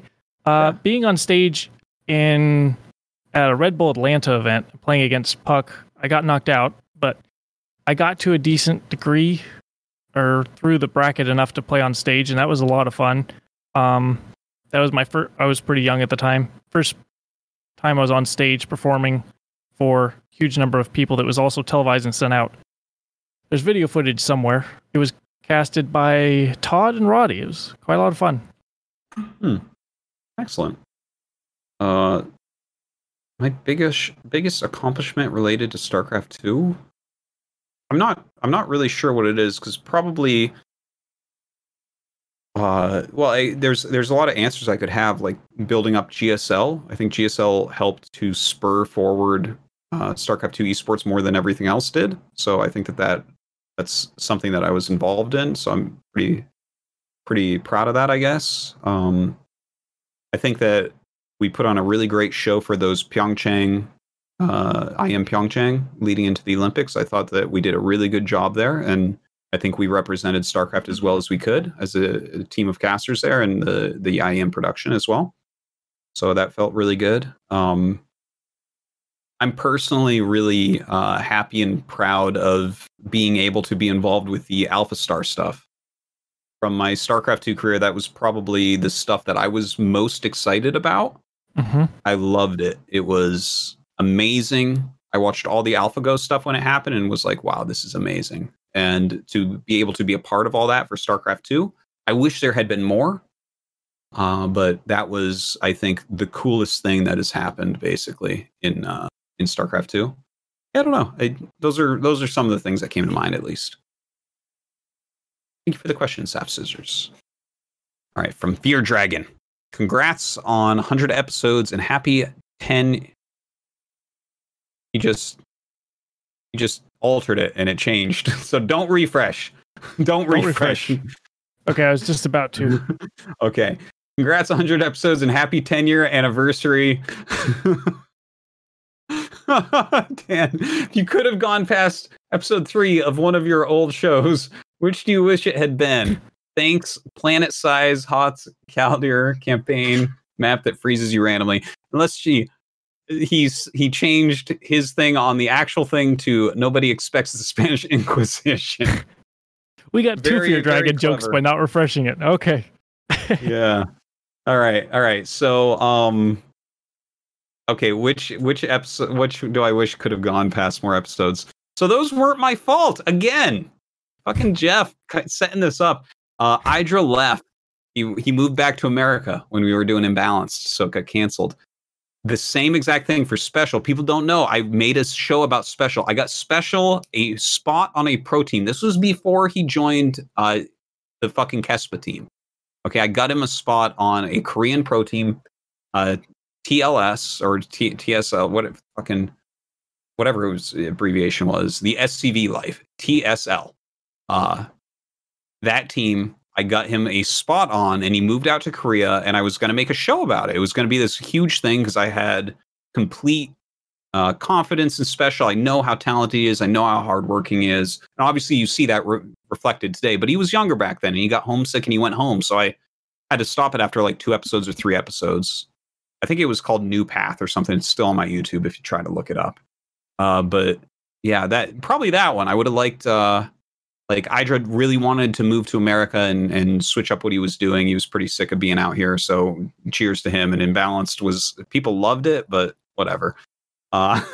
Maybe we would have run out of topics, but I think if the Special show had continued on, he would have been a really big deal a lot earlier. But you're young, you get homesick, you have to go home. That's fine too. But you see how good he is nowadays, right? So You see what I saw the potential in him even back then. So yeah, there you go, Robbie. Okay, moving on. Pulse loves the Pylon Show and wishes a merry StarCraft Day to all. Asks, do you think loadout selection would work for versus, i.e. different loadouts for each race with different units, different upgrades, different play styles? And sorry to bring this up, but what was the deal with the unannounced changes? Not sure what you're talking about there. Anyway, love you guys. Here's to 100 more episodes. What is loadout selection? I have no idea what loadout selection would work for versus, i.e. different loadouts for each race with different units.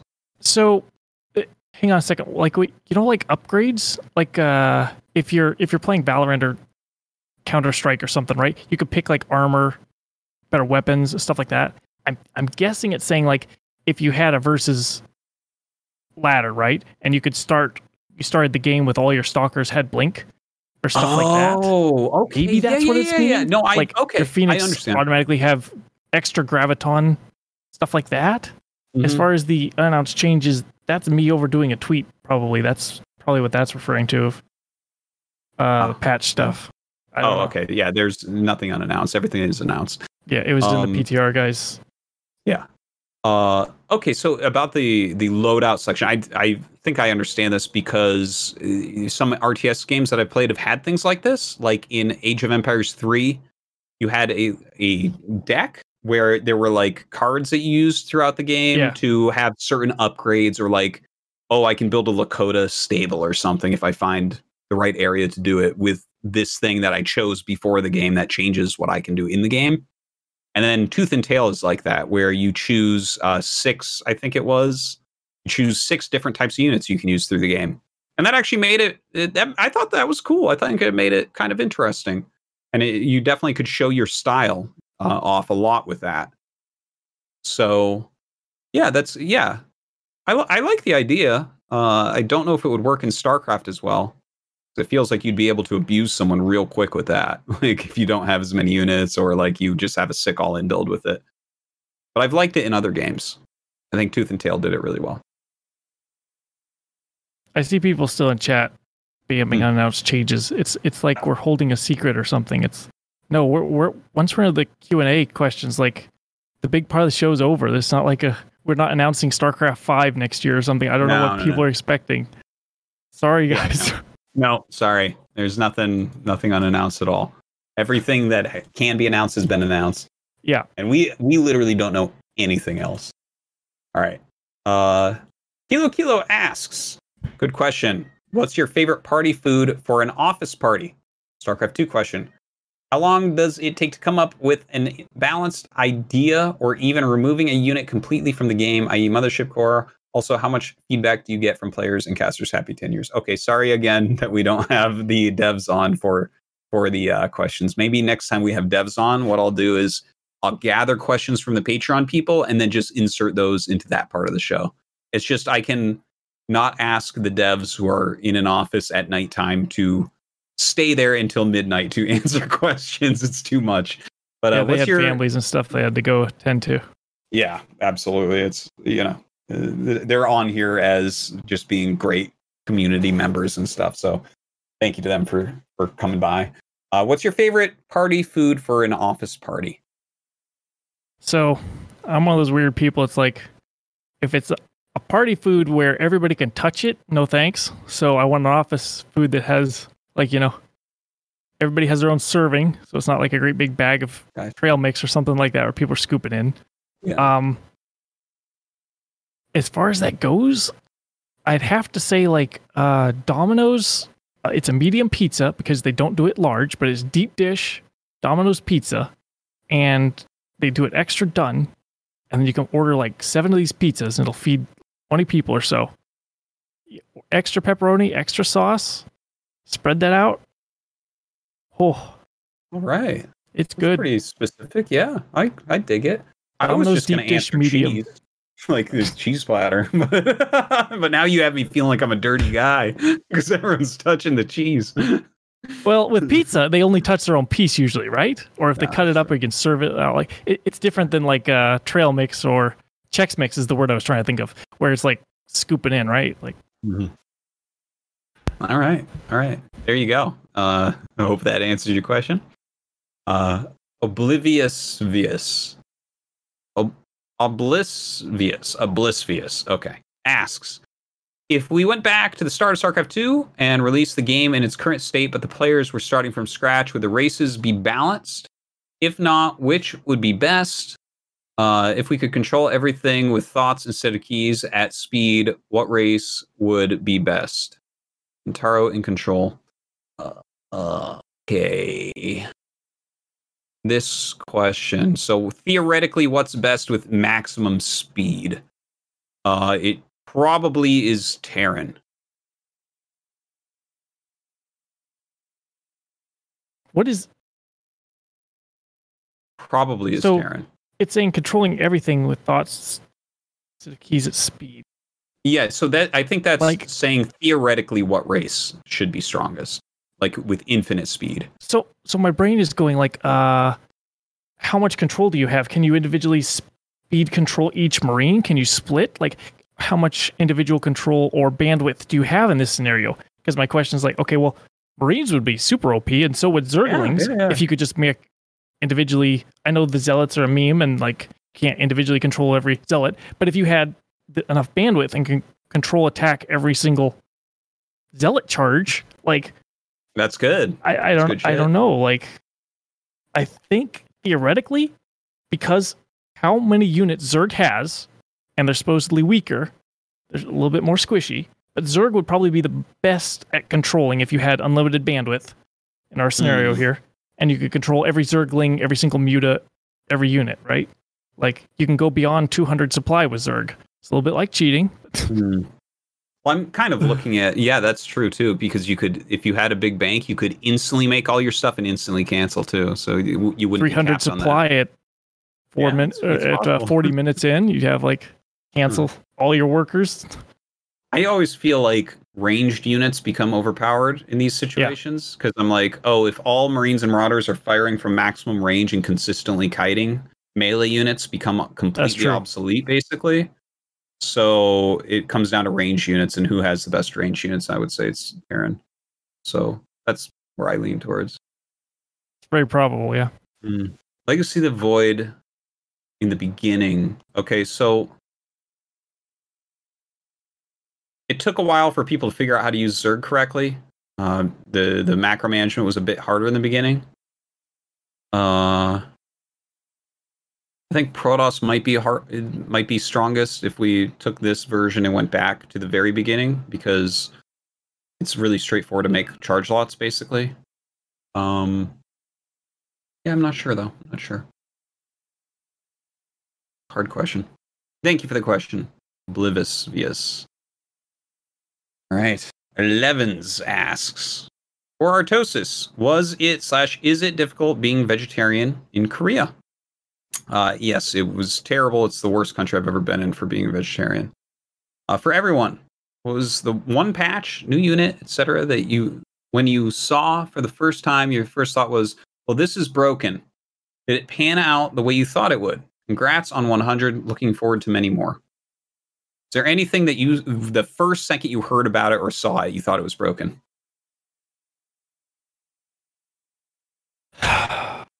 My memory's kind of hazy on this, but when I saw the again, I come back to the freaking Widow Mine. It can burrow, and they can attack, and then it can go away, and it's not a commitment. You don't have to permanently burrow it. Then you can have a medevac come in, swoop it up, take it out, and it can attack it.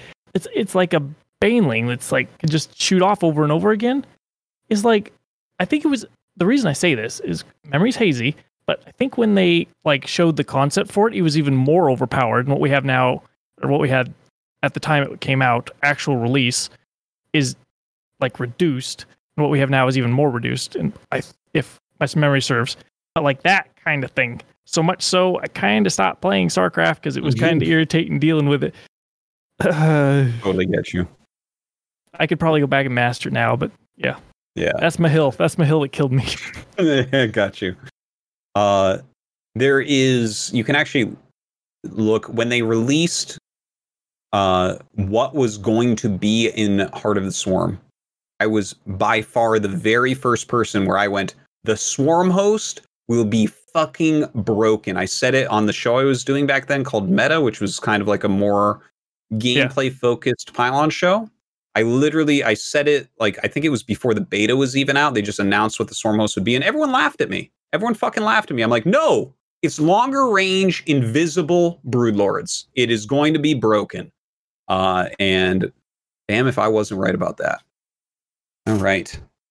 Thank you for the question. Some drunk Canadian asks, no questions, just a thank you to all of you on the Pylon Show team. Here's to another 100+ episodes of Artosis, mispronouncing names, amazing guests, sentient food questions, and shoes not being eaten. Shout out your fave up-and-coming StarCraft 2 caster. Sending much love from Lotus Land. Thank you so much, Drunk Canadian. Appreciate you. A few more questions in here. Alisaunder, our very own, asks, Alpha Star has still not beaten our top pros without cheating. Did the humans win after all? If you were invited to take part... Yeah. Sorry. It says, shout out your favorite up-and-coming caster in some Drunk Canadian's last one. I thought he was talking about himself. You might have one? Yeah, no, is it a command or like a request or he's doing it? I don't know what that line is. Are we missing it or? When I read over it, shout out your favorite up and coming caster. I thought it said shout out from, because he does a little bit of tournament stuff and stuff. So I was like, that's it might cute. be from. Okay. Yeah, but no, I think he means shout out your favorite up and coming StarCraft 2 caster. Okay. Is it rude to say Tempo? Because I really like Tempo, but he's not on a great big stage yet. Yeah, no, that's I like fair. his energy. I mean, it's a long time, but he does a lot of the smaller stuff generally. It's part of it is I sadly don't have enough time to go watch enough up and coming content of people yet. I see some stuff here and there, but I don't know. Yeah, that's it. Oh, that's a good one. It's a good one. I would say, I guess, up and coming. Let's see. That Maynard guy, he's really. No, we'll say that he's giving Maynard all kinds of crap tonight, huh? Yeah. I would say I really like Creighton's casting, rather. Yeah. I'm sad that he left Korea. I really enjoyed that time I got to cast GSL with him, and I think he's really talented at it. And but like you, I don't have a super lot of time to keep up with everyone that's casting right now, but definitely enjoy Creighton's stuff. I think that he has a lot of potential, and yeah, I think he's great. Yeah, okay, so sorry about that. Okay, back to Alisaunder's question. AlphaStar is still not being our top pros without cheating. Did the humans win after all? If you were invited to take part in a no regret and Katz's StarCraft Lifeline Tournament, episode 29, who would you pick for your Lifeline Call a Friend? So did the humans win after all? So I think the AlphaStar thing wasn't finished enough. And I mean, I already mentioned earlier on the show that this is like basically my favorite thing that ever happened in StarCraft 2. So maybe I'm a little bit biased here, but a few things here. First off, it did beat Cyril some at BlizzCon, but Cyril was not on his right mouse and keyboard, right? It was not perfect tournament conditions, so you have to take that with a grain of salt. He didn't like. I don't think he had enough time to set up stuff like he didn't have his normal hotkeys and stuff like that. Yeah, it was. Not to mention settings. Like, there's only so much they can do there. Yeah.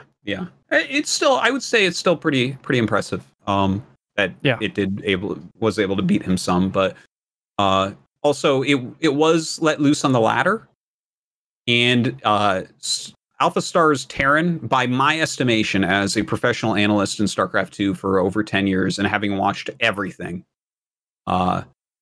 it's Terran maxed out. It's Zerg mostly. It's Zerg was leveling. Its Protoss play on the ladder did not max out in the number of games that it was given. Its MMR was going to go higher. And when you adjust for people knowing it was AlphaStar and doing cheeses that AlphaStar literally could not stop, if you adjust for that and everyone just tries to play their normal macro builds against it, I have no idea how high AlphaStar was going to go because it was not nearly done climbing. Its win rate was outstanding with Protoss on the ladder. I do know that Google put a ton of money into this, and there was not like a really it was a time and money cap on how much they wanted to invest into this, but they didn't like reach the pinnacle of what they could have reached. A lot of this has to do with like they had to hold back AlphaStar from performing a certain amount of actions per minute, performing like all these various things. They're constantly limiting it to try to keep it semi-equal with humans. So it's like a balance between the mental and the physical of back and forth. The more time they put into this, if they let it research for another year, I say human year because when it's playing games against itself, it's playing them at light speed, not at the normal human time that we play StarCraft games in. It's playing them really repetitively, right? So I don't know if humans won after all, considering how much we had to actually limit its abilities, because you have to like factor that in. It's very interesting. I kind of want it to research to come back more at a later date and see how far we can go, but with not such a huge budget on it, do it a very small focus test at the very top against some of those things and see how far we get. Don't know. Yeah. But God, I could talk about AlphaStar all day. It's just, it was such a cool thing. Okay, and also the Lifeline tournament that we talked about on the show. Who would be your call a friend in a Lifeline tournament? Say Harding. He's a great guy to call up and have win a best of one for you, I would say. You get the mechanical skill of somebody that can just dominate almost anybody, and then he'll also throw the smack talk in there with a shitty microphone for free, right? Absolutely. Definitely. Good combo. Good choice. Yeah. Thank you, Alisaunder, for the question. PoopViews420 asks, Matt, if you were a hot dog and you were starving, would you eat yourself? You've had almost 100 episodes to consider this. I have high hopes for your answer. That's a lot of pressure. Okay. So if I was a hot dog, I think you've left out a and part. You're starving. But am I sentient? I'm going to take that as a yes. You were a hot dog, if I have to be. Okay. So if I was a hot dog and I was sentient, I wouldn't eat myself. I'm a sentient, intelligent hot dog. I can build contraptions. Have you ever seen the show about Rick and Morty is way overdone, but at one point, the guy turns himself into a pickle and then goes and kills cockroaches and builds himself mechanical arms and like fights his way out of a sewer and all this other stuff. Like if you're a hot dog, you have a less of an armor shell than a pickle, but you could still kind of craft your way, put your intelligence into something else mechanical, build yourself a Thor, go out, dominate the world. No, I wouldn't eat myself. I'd go find more food. There you go. Hope that answers your question. All right. You have thought about this for 100 episodes. I can tell. No, that was well, maybe subconsciously, but I never actually thought I would have to answer personally. So That's the best I can do on 2 minutes. Excellent. Okay. Thank you, Poopies 420. Wonderful. All right. Gildlin asks, congrats on 100. Also, this 10-year anniversary has me thinking back to other old games I've loved. Have you ever heard of or played the RTS Myth, The Fallen Lords, 1997, I think, or Myth 2?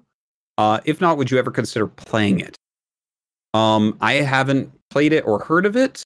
Because it's that old, I would probably not consider playing it.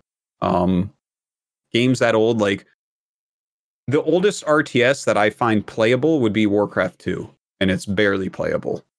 I think you need, when stuff doesn't control like StarCraft, like i.e. move how I tell it to move, I can't play it personally. Can't do it.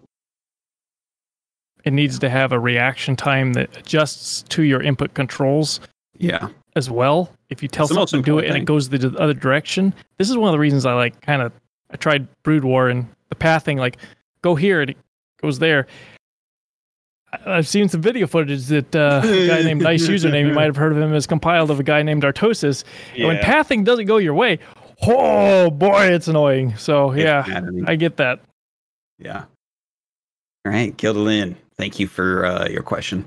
Looks like we have 2 more questions. Lord Philium asks, congratulations on 100 episodes and 10 years of my favorite sport and the reason I met my fiance. Oh, congratulations.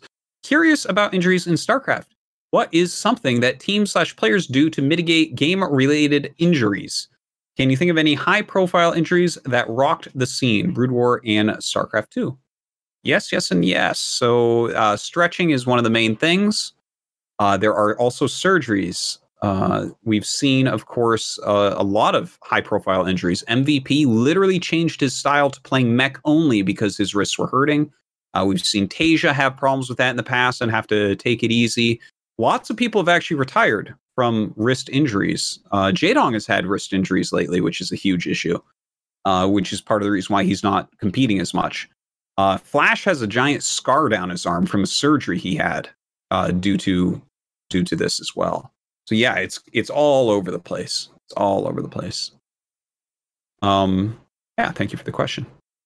GGE Mini with our last question here today. Assuming everything is easily organized and you have full power in the world, who would you want to have on the Pylon Show and what would you talk about? Life, Flash, Jaedong, etc.? Okay. Easily organized and full power in the world. So this means you could technically unban Life or possibly bring somebody back from the dead. Is that possible, or is it like? Am I going too far with that one? I think you're going too far with that one. Okay, we'll stick to who's around. Okay. Yeah. I mean, I would love to have Life on. That would be amazing to just hear from him. In that vein, Savior, right? The original match fixer, right? That fucked up everything in the whole universe. Like, we can organize everything. We don't have to deal with people's schedules. Let's get them both on the same show and then compare them, right? Wow. That would be a show. That would be crazy to talk to those two specifically. I think that would be an amazing show. Everyone else is actually doable. I bet you I could get Flash on the show. I bet you I could. Maybe we'll try possibly get Jaedong. Like, yeah, he's in the military right now, so we might have to wait a year and a half. Yeah, I'm not saying now, but like some of these are doable. Shit, we'll get him on episode 200 maybe, but yeah, but Life and Savior, I don't even dare to do it because it's more than a fucking can of worms. It's more than a hornet nest. Guys, every time you hear us talk about these people and how serious this is, it should be a life lesson, especially for the young impressionable people. Don't freaking cheat at video games. It has serious consequences. And it's different if you're modding a game and it's a single player game or something like that. Match fixing, doing all this other stuff. No, it's serious. Just play to get better. Don't cheat. Yeah. Well said. Okay. That does it for the Patreon questions. A big thank you to everyone who has supported us over the years from Patreon. Do we have that graphic or? Yeah, let me pull that up real quick.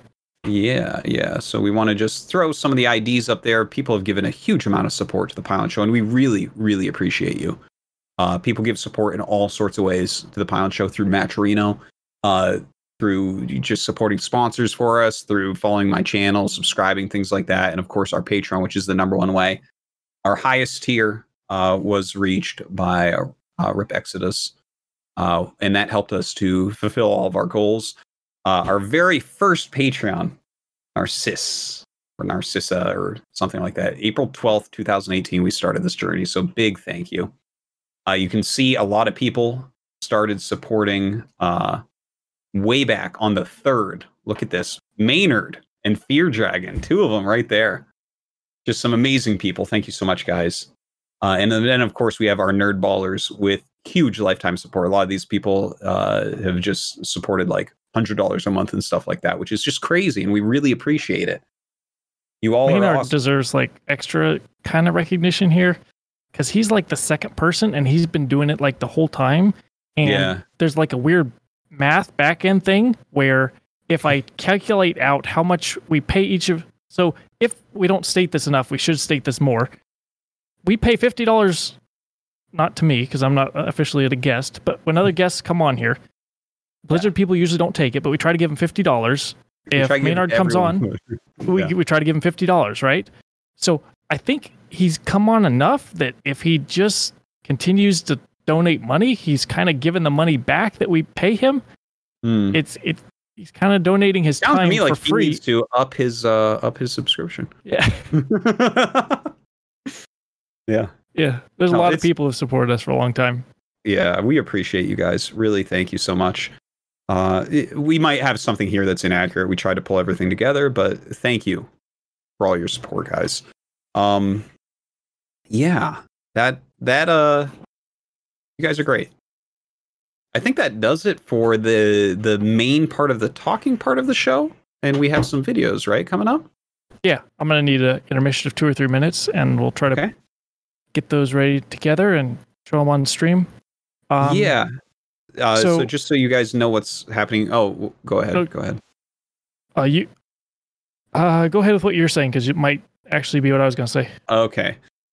So what we're going to do here is go to a quick little commercial break while we get this started. We have a huge amount of people that have helped us to get together some clips from the Pylon Show, some special words about the Pylon Show, and things like that. So that's what you're going to be watching. It's probably going to be the best part of the show after the beginning part. This middle part was the filler of us saying thank you to everyone answering Patreon questions. So, yeah. So it gave Adobe some time to render out some stuff. I am to blame for a little bit of what's coming up next, and that's poor planning on my part. We had an idea to get reach out to everybody who's been on the show at least twice, because there's too many people to do everybody that's been on the show once. But try to get, a lot of the people and say, hey, do you want to send in a clip?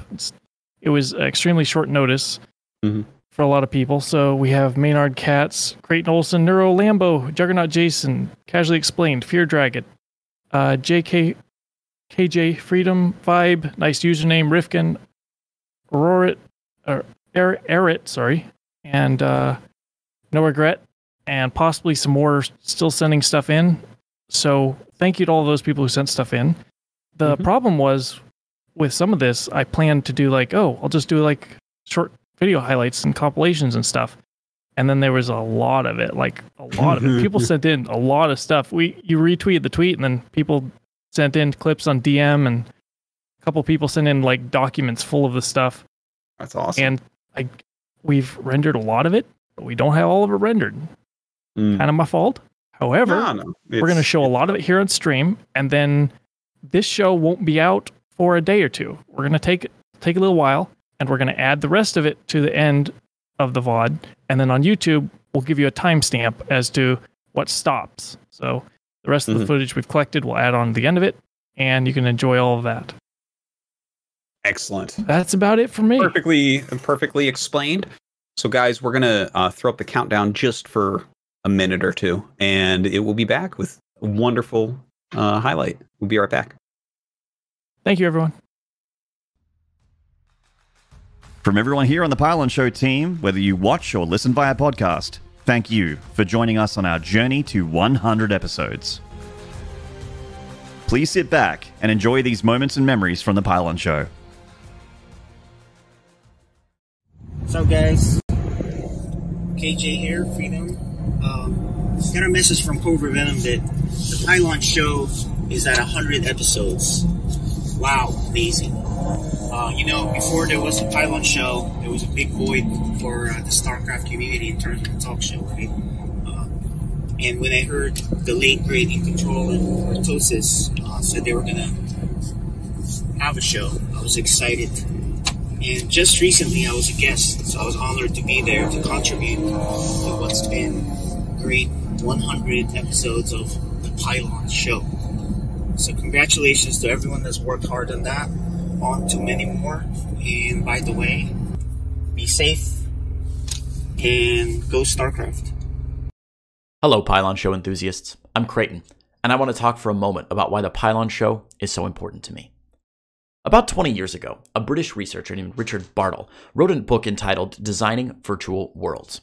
In the book, he postulated that there are 4 major types of players that make up the ecosystem of a game, and StarCraft is really fortunate to have all 4 types of gamers that make our scene so healthy. The first type are achievers. These are players who want to earn every achievement and complete the story of a game. These are our fervent co-op commanders and the players who play the campaign over and over again. The second are explorers, players who want to unlock new secrets and develop new strategies. Think of pieces like In-Depth or Terrancraft or the entire North America ladder. The third type are killers. These are players who want nothing more than to be number 1. This is what keeps our esports engine churning. And the final type of gamer that Bartle postulated was the group known as socializers. These are players who flock to a game due to the connections that it creates between the real humans on the other side of the screen. It's sometimes easy to forget that our little virtual world can cater to all types of players, and shows like The Pylon Show showcase all 4 types of gamers in StarCraft 2. The show keeps us all engaged and in love with StarCraft as time goes by. I'm so grateful for the role of The Pylon Show in our community. Our collective bonds are so much stronger, thanks to Artosis and his crew. Here's to 100 more. Pylon Show has been a massive part of the StarCraft community, and it's done a lot for the scene. It's been kind of acting as a big gathering point for so many big community members and big viewers to come together, discuss a lot of the hot button topics, and just honestly a lot of the memes as well. Going back to the Pylon Show, I mean, I definitely was super honored to be one of the first guests that came on in episode 2, and also just some of the early memes. I remember especially the fun little jab that Jeff gave Dan for getting past episode 3, because, you know, he had never done 4 episodes of anything at the time. And Dan, you've come a long way. Congratulations on making it to episode 100. We will have an episode next week, which does mean it's episode 4. So if you guys could please put your hands together, this is new territory for Artosis. He hasn't done 4 episodes of anything, I think, ever. I hate you so much. It's a big moment in time. I'm really excited. Well, you know what? Not to counter chickens before we get there, because it is still a week away, so a lot of things can happen, but...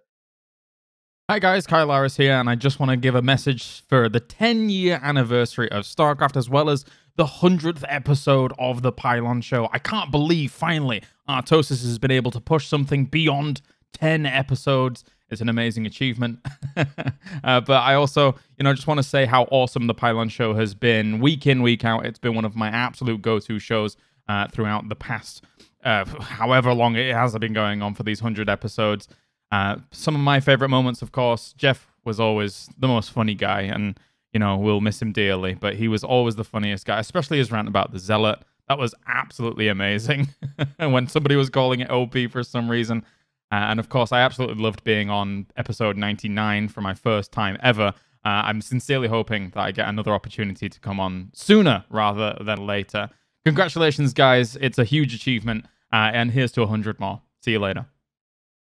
I was supposed to say something inspiring about the Pylon Show. I don't know what to say. Of all the StarCraft 2 achievements I ever wanted, getting on the Pylon Show was number 1. Because that was, like, for me, the the greatest achievement of being like part of the community, I guess. And that was like that's like the way that you know that you're in. You know? Hey everyone, welcome to the Pylon Show. We are back. Home Story Cup is over. I'm back home. I'm jet lagged. I am basically a dumpster fire right now. But a big thanks to these three guests for being invited on at the last possible second to do a show, especially up at Treesdale. That was like 7 minutes ago or something. I don't even know. And Cobra and the team put it together. So thank you guys. Cobra was like, "Did you watch Home Story Cup?" And I was like, "Yeah." He's like, "All right, you're good." Excellent. There you go. There you go. Yeah. Hey man, and they do a great job. Like, I love the Pylon Show. You know, I think, I think sometimes, like the never-ending list of shit that goes on in the StarCraft 2 and StarCraft 1 scenes, like, you know, there's a lot of shit that goes on. But I'm glad they cover it, man. And I'm glad that Artie never quit it, and I'm glad the community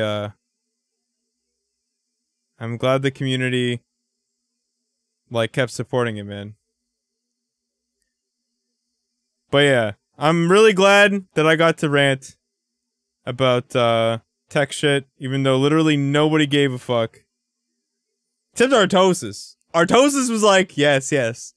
Keep going. Yes, yes. See, I thought I'd have to pay for this. But instead, you gave me all this knowledge for free. Sucker. I thought the shower poop shit would never end, but like, it getting to the point that it was like the only thing anyone asked of him on the Pylon Show was like kind of the nail in the coffin for the shower poop shit, I think. I think Jason suddenly realized that he did not want the fact that he meme shit in the shower to be his entire legacy. Like, all he ever accomplished in streaming and in SC2 was taking a dump in someone's shower. Like, I think that thought may have scared him a little bit.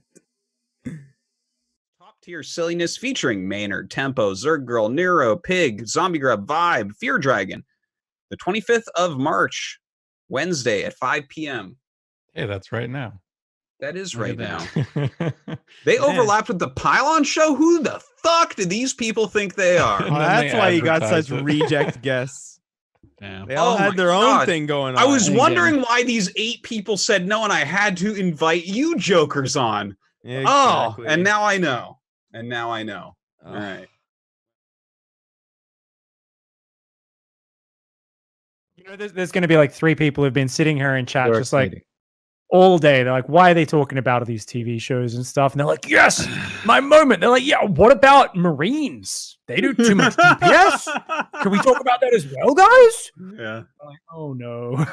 Marines are the most perfectly balanced unit to ever be introduced into an RTS. Whenever I think of someone arguing for the Marine being good, I just always think of Jeff. Because Jeff would die on.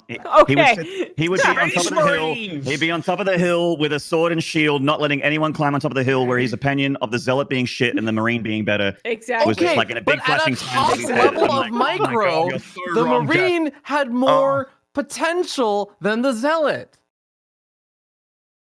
When controlled, the Marine is better than the Zealot. Pound for when pound. Controlled is the problem, though. Yeah, that was the whole argument. That was the whole thing. Guys, is there a problem with the Zealot? The Zealot? The Zealot. Imagine for a second a 7-foot-tall, biologically engineered post-human in powered armor carrying a space-advanced nail gun shooting projectiles at subsonic speeds, hitting both air and ground. Then take your mind and add drugs to it that quadruples their speed, makes them move faster, shoot faster, which doesn't make sense, by the way. Why would you shoot a gun faster if you're on drugs? Is the gun taking the drugs? Are you clicking it faster? Could you not just click it faster any fucking ways? Why do the drugs affect the gun? Imagine this guy take the cost. You'd say, Jeff, it's got to cost twice what a Zealot does, because a Zealot fucking can only punch things up close with its psi blades that it generates out of its mind. No, it's half the cost. And you literally make them at the beginning of the game. Well, we're like, well, surely they fall off later in the game. They get better. They're the counter to the capital ship of the Protoss. And when I say capital ship, I mean literally a city flying above the planet. The Space Marine on drugs shoots everything it has into the sky, and then the capital ship becomes a blimp. What do you mean a blimp, Jeff? I mean literally a fucking blimp. It has no attacks. It can every 6 minutes make another interceptor to get shot by a tier 1 Space Marine with a drug-induced gun. The Zealot? If you're bitching about a Zealot, I've got such terrible news for you. There's gravity on Earth, and it must be crushing your weak, puny ass. Get off the ground, stop whining, and play Terran. Fuck off, seriously, the Zealot. Insane.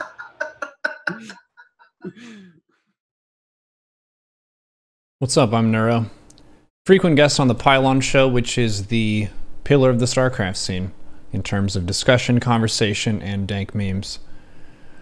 My most defining memory, I think, on the show was with In Control, talking about making stalkers in StarCraft 2, and how there are situations where you think it would make sense to create more of them, but to a point it's kind of like masturbating another time during the day, where you get major diminishing returns and it ends up hurting after a while.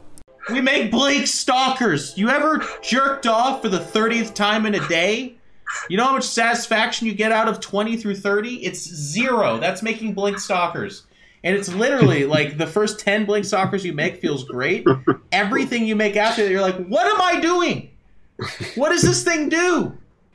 No. Oh my God, Kevin. No, I'm okay with it. Trust me. He's okay with it. It's fine, Jeff. No, I honestly, I'm talking about it from a spectator point of view as well. I don't like nerf is good for the game. And my reaction to his comments there turned into an emote on my channel, NeuroU, which is amazing. And his soul and spirit lives on through the amazing comedy he provided, being very direct, also skirting more of the line of the rules of what is appropriate or inappropriate to say on live recording. Big respect for that. Artosis is amazing. I feel like connecting with the mental side of the game from the opposite point of being grumpy about things that happen and having that as a defining aspect of the stream and my happy Zerg persona. And we can meet together in the middle and talk about how to start our day with some nice oatmeal and berries. Thank you, Artosis. Thank you, In Control. Thank you, Cobra Venom, for being the production champion behind the lines, making all of the content look amazing, connecting with everybody, pulling all the levers and the switches so the show is as dank as possible and as polished as it can be. And then also the chat. The chat of the Pylon Show is ridiculously powerful. I have heard reports, speaking as an ambassador from Twitch, that many of their servers experience too much load of how many powerful and awesome people are in that Twitch chat during the show. They've had servers catch fire. They've had to call in the fire department and just make sure that there are multiple people on site for every Pylon Show episode. It's epic proportions, and every single episode is exciting for some reason or another. And I want you to know that as members of the StarCraft community, you are what makes this game so awesome, that the game is more or less in its finished and complete form. We've got fantastic ladder matches. The meta does continue to develop, but the life and the vibrancy and the stories that happen are based on you and the pros and the casters and all of those different groups working together to make the most epic shit that is around. Let's be honest. So I'm grateful for being invited on so many times, getting my name out there, also getting more of my mission and purpose of being mindful of yourself, being healthy, being kind to other people, and taking goddamn responsibility, because you know that when you lose games, it wasn't really balance. You were supply blocked. And the sooner we can admit that, the sooner we can focus on our mistakes, unless we want to make some dank Reddit memes. and GIFs about balanced wine, which is that's good too. So thank you, everyone. The Pylon Show is incredible, and I hope it lives for all time. All right, thanks a lot, Neuro. We got Jason coming to the stage. Jason. Jason's room, by the way, does look like he is in the strip. Yeah, Jason is in a strip place, streaming from a strip He's a club handsome right now. boy. He could do a strip. Absolutely. Jason kind of has that voice as well. He does. TVP. Oh, that's me. Oh, yeah. Oh, no. Jeffrey, what happened? Dude, my warp prism. Are you a Jedi? I forgot that was me. I didn't realize it was you until you typed. We talk about how He fucking hits me for one shot with the Viking, and then the Widowmine kills the warp prism, and look where it is. Now that's a good clip. What is the best part of your day? I'm especially interested in Jason's answer. Everyone wants to know what Jason's up to on the best part of his day. Yeah, I mean, wake up, eat breakfast, take a shower poop, go to the gym for a little bit, play StarCraft for 9 hours, and Yeah, so Jason misunderstood. That's his whole day. He wants to know the best part of your day. Oh, the shower poop. Do you poop in the shower? Is it in the shower and it just washes down the drain? Yeah. Okay. What do you? Well, what if it's like a little Very thicker? Australian answer. Use your What do you- toes, shove You it down. squish it with your foot. Okay. No. I mean, well, you're no, gonna clean them anyways, I guess. Well, hold up. The trick is to keep the water at a brisk, like 45 degrees Celsius, and it's usually fine. Where do you guys poop? I don't understand. You're treating it like it's a weird thing. How are you guys outgrossing me right now? That never happens. Wow. Hello, my name is Juggernaut Jason, but my friends call me Princess Jigglenut of the Jigglenutty Palace. My favorite memory of my time on the Pylon Show is the time I made a joke about pooping in the shower. Everybody laughed, but deep down, I've had to carry this burden of being known as the guy who likes to poop in the shower. Living with this has not been easy. I am afraid to poop in any of my friends' showers more than twice without feeling guilt. I am tweeted at daily every single time someone posts a picture of a shower. I cannot sleep or eat. This is why my MMR is currently at an all-time low. It does not have to do with the new shield batteries being able to out-repair a probe being shot by a total of 600 bio units, or the fact I can teach a dolphin to fire a disruptor shot and kill 20 units every time. I regret my mistake now. I can only hope that the community can learn from it. But enough about me. I've also been asked what I think the Pylon Show means to the community. Having a weekly show where we can all laugh, balance wine, and talk about a game that we all love is truly amazing. As my great uncle Sal once said, whenever you have the opportunity to see Artosis sit down and talk about StarCraft without wanting to punch his monitor, you should take it. He's kind of a senpai for me. No, that was awesome. And He's I also a was senpai for my Zerg analysis. Like I would actually shout out some of his videos as like, you know, I would be able to call early game Zerg stuff in cast a little bit better because he just would have a very easy to digest tutorial video on why Zergs do this and why Protosses react, etc. to why, you know, even small things like, you know, the natural queen, instead of injecting your hatchery like I always thought it would instantly do, is like, you know, if it's a certain opener from the Protoss, you get your creep tier at the front. And I was like, that's stuff I could bring up in cast now that I wouldn't have if it wasn't for Lambo because of his big brain and his great videos. No, I feel the same. I used to always think Koreans were playing the game wrong, but I couldn't quite put it into words. So Lambo's videos helped me with that as well. Every time there's a Zerg vs. Zerg series, and we got to see his breakdowns afterwards. They were always good fun. But no, honestly, he's actually been streaming daily. So yeah, he's been kicking ass with that. I think he had a lot of near misses though, where he was not really happy with his performance at some of these big tournaments. So I think it's maybe he knows he can do better. Yeah. Managing how you should. What's up, guys? First of all, congrats for reaching the 100th episode of the Pylon Show. Great job for continuing for that long already. I've been asked what moment of the Pylon Show I like the most, and for me, one stood out because I found it very funny when I first watched this, which was our fellow Canadian Codas Zerg, not Scarlet, but Jack, who predicted a certain player named Rogue to advance out of a Homester Cup group. Now that was, not a very bold prediction, But he didn't only say that, he said he would eat a shoe if that happened. And not only jokingly, he afterwards, I think it was with Artosis and Kat, they talked about how he would even eat the shoe. But he said he's a man of honor and we can poke him about it. And to be entirely honest, I don't think we gave him enough shit for that. Because I think all of us by now know that everyone in StarCraft on the highest level can really lose to the other people on the high level, even if it's not very likely. StarCraft is such a hard game that you can easily lose best of threes. I think back then Rogue lost against Namshar, who was already eliminated from the group, which is something that I love about StarCraft, by the way. It just shows how hard the game is. But yeah, Jack going on about how he would eat the shoe and that he would eat the shoe. I watched this obviously after the group already played out. It was hilarious to me. Might also not have been completely sober when I watched it the first time, since I also was attending Home Story Cup. But that's my moment.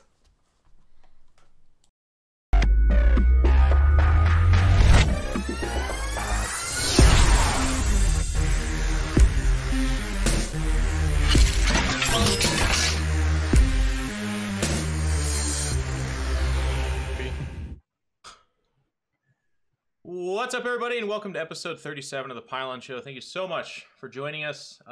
Before I even get going with the show, I apologize. I'm all sweaty. I just ran here from Norgut's mom's house. No, I'm just kidding. The two of us had a wonderful conversation. She's a very nice lady. My mom's in the other room. I didn't even hear you. I'm a light stepper, my friend. Anyways, that was incredibly unprofessional. We've been on 4 dates. Okay. I should tell the whole story. It's not just like that. Anyways, I'm all sweaty. Just got back from the gym.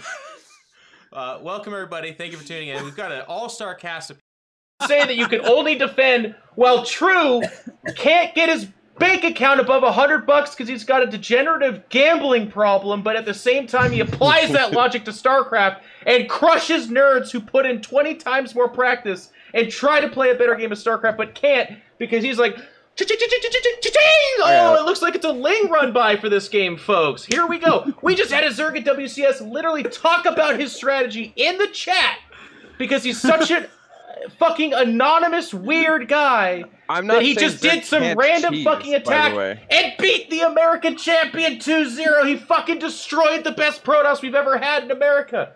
And meanwhile, I asked Jake to come on the show because I'm like, this is a pretty smart guy. And he's not truly just a Diglett. He comes in and he goes, Zerg can't attack. They ever attack their siege tanks and storm. And I'm like, get him out of here. Well, it's true currently in this current meta. Just a Diglett. What's up, guys? Norgard here. Here to talk a bit about Pylon Show.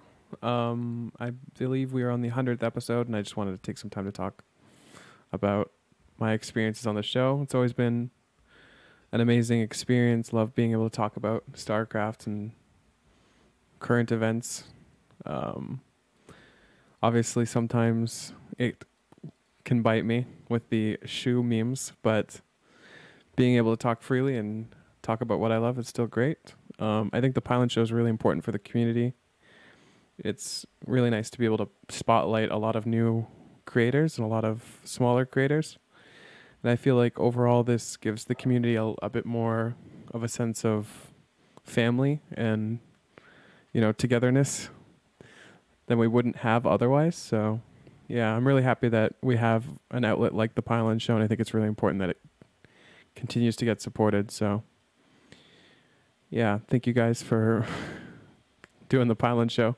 14 episodes I've been on, and I hope to be on many more in the future. Appreciate you guys. Rail, probably not. I think Hearthstone looks pretty good, honestly. I feel like Hearthstone always looks pretty good during patches. Yeah. It seems to be like one of the first couple people to actually play on the patch, like the balance test patches and stuff like that. I think Rogue obviously is a monster. He's getting out 100%. Yeah. I will eat a shoe if he doesn't. You guys can poke me with this. Be careful, man. I don't see him coming. People are still waiting on me swallowing a sword from something I said 2010 or so. Sugiliag also was supposed to eat a shoe that he never ate. Who was? Sugiliag. Yeah. Yeah, I heard about this. He was definitely supposed to eat a shoe. Never happened. I heard about this too. But I actually will. I'm a man of honor. Okay. I will try at least. Like, will you? Okay. Like, are you gonna cut it up and put Like, sauce I'll take on a it? fork and a knife, and like I'll just. You know, if it's a in a very soup, maybe in a natural soup. leather shoe, you could eat it, right? Really? Yeah, probably. Yeah, it's. I mean, it'll just pass through you, right? I mean, the hard thing might be chewing it up. If I did this, I would. Listen, Rogue is Edible not shoe. coming 5th in this group. Okay, we don't need to worry about this. If Rogue comes 5th, the world is probably going to end anyway. So we might Jet as well. lag, you know, maybe not. Maybe his- sick, if a drunk. foreigner, Hey, maybe if a he foreigner, drinks okay, too much. if he's poisoned or killed, home story that doesn't cup. count. Okay, guys. If he's Poisoned or poisoned or killed, you will not eat a shoe, is what you're saying? Yes. That's what your He has to priority at survive. that point in time is? He has to live. Okay. Not eating the shoe. I think. Okay, by basically what I'm saying is he's more likely to be stabbed in Krefeld than to come 5th place in this group. Okay. That So- I can get behind.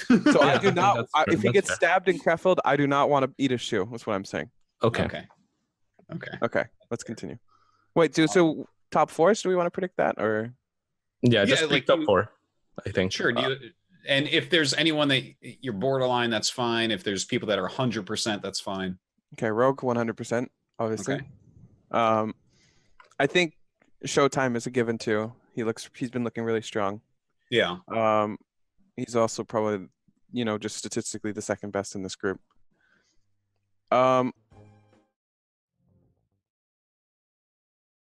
Okay, everybody. So, what I said earlier about we weren't finished with all the video footage and stuff, we're in the middle of doing the rest of it, so it's not ready for today's stream. So we'll have it up on a YouTube video or do another Twitch stream at some other point, but we're going to get the rest of it out. There's like double what you just saw in terms of time length, and it's mostly prepared, but we got to get it in the right order and get it published. So that's going to be it for today. Thank you very much, everybody. We'll see you next week.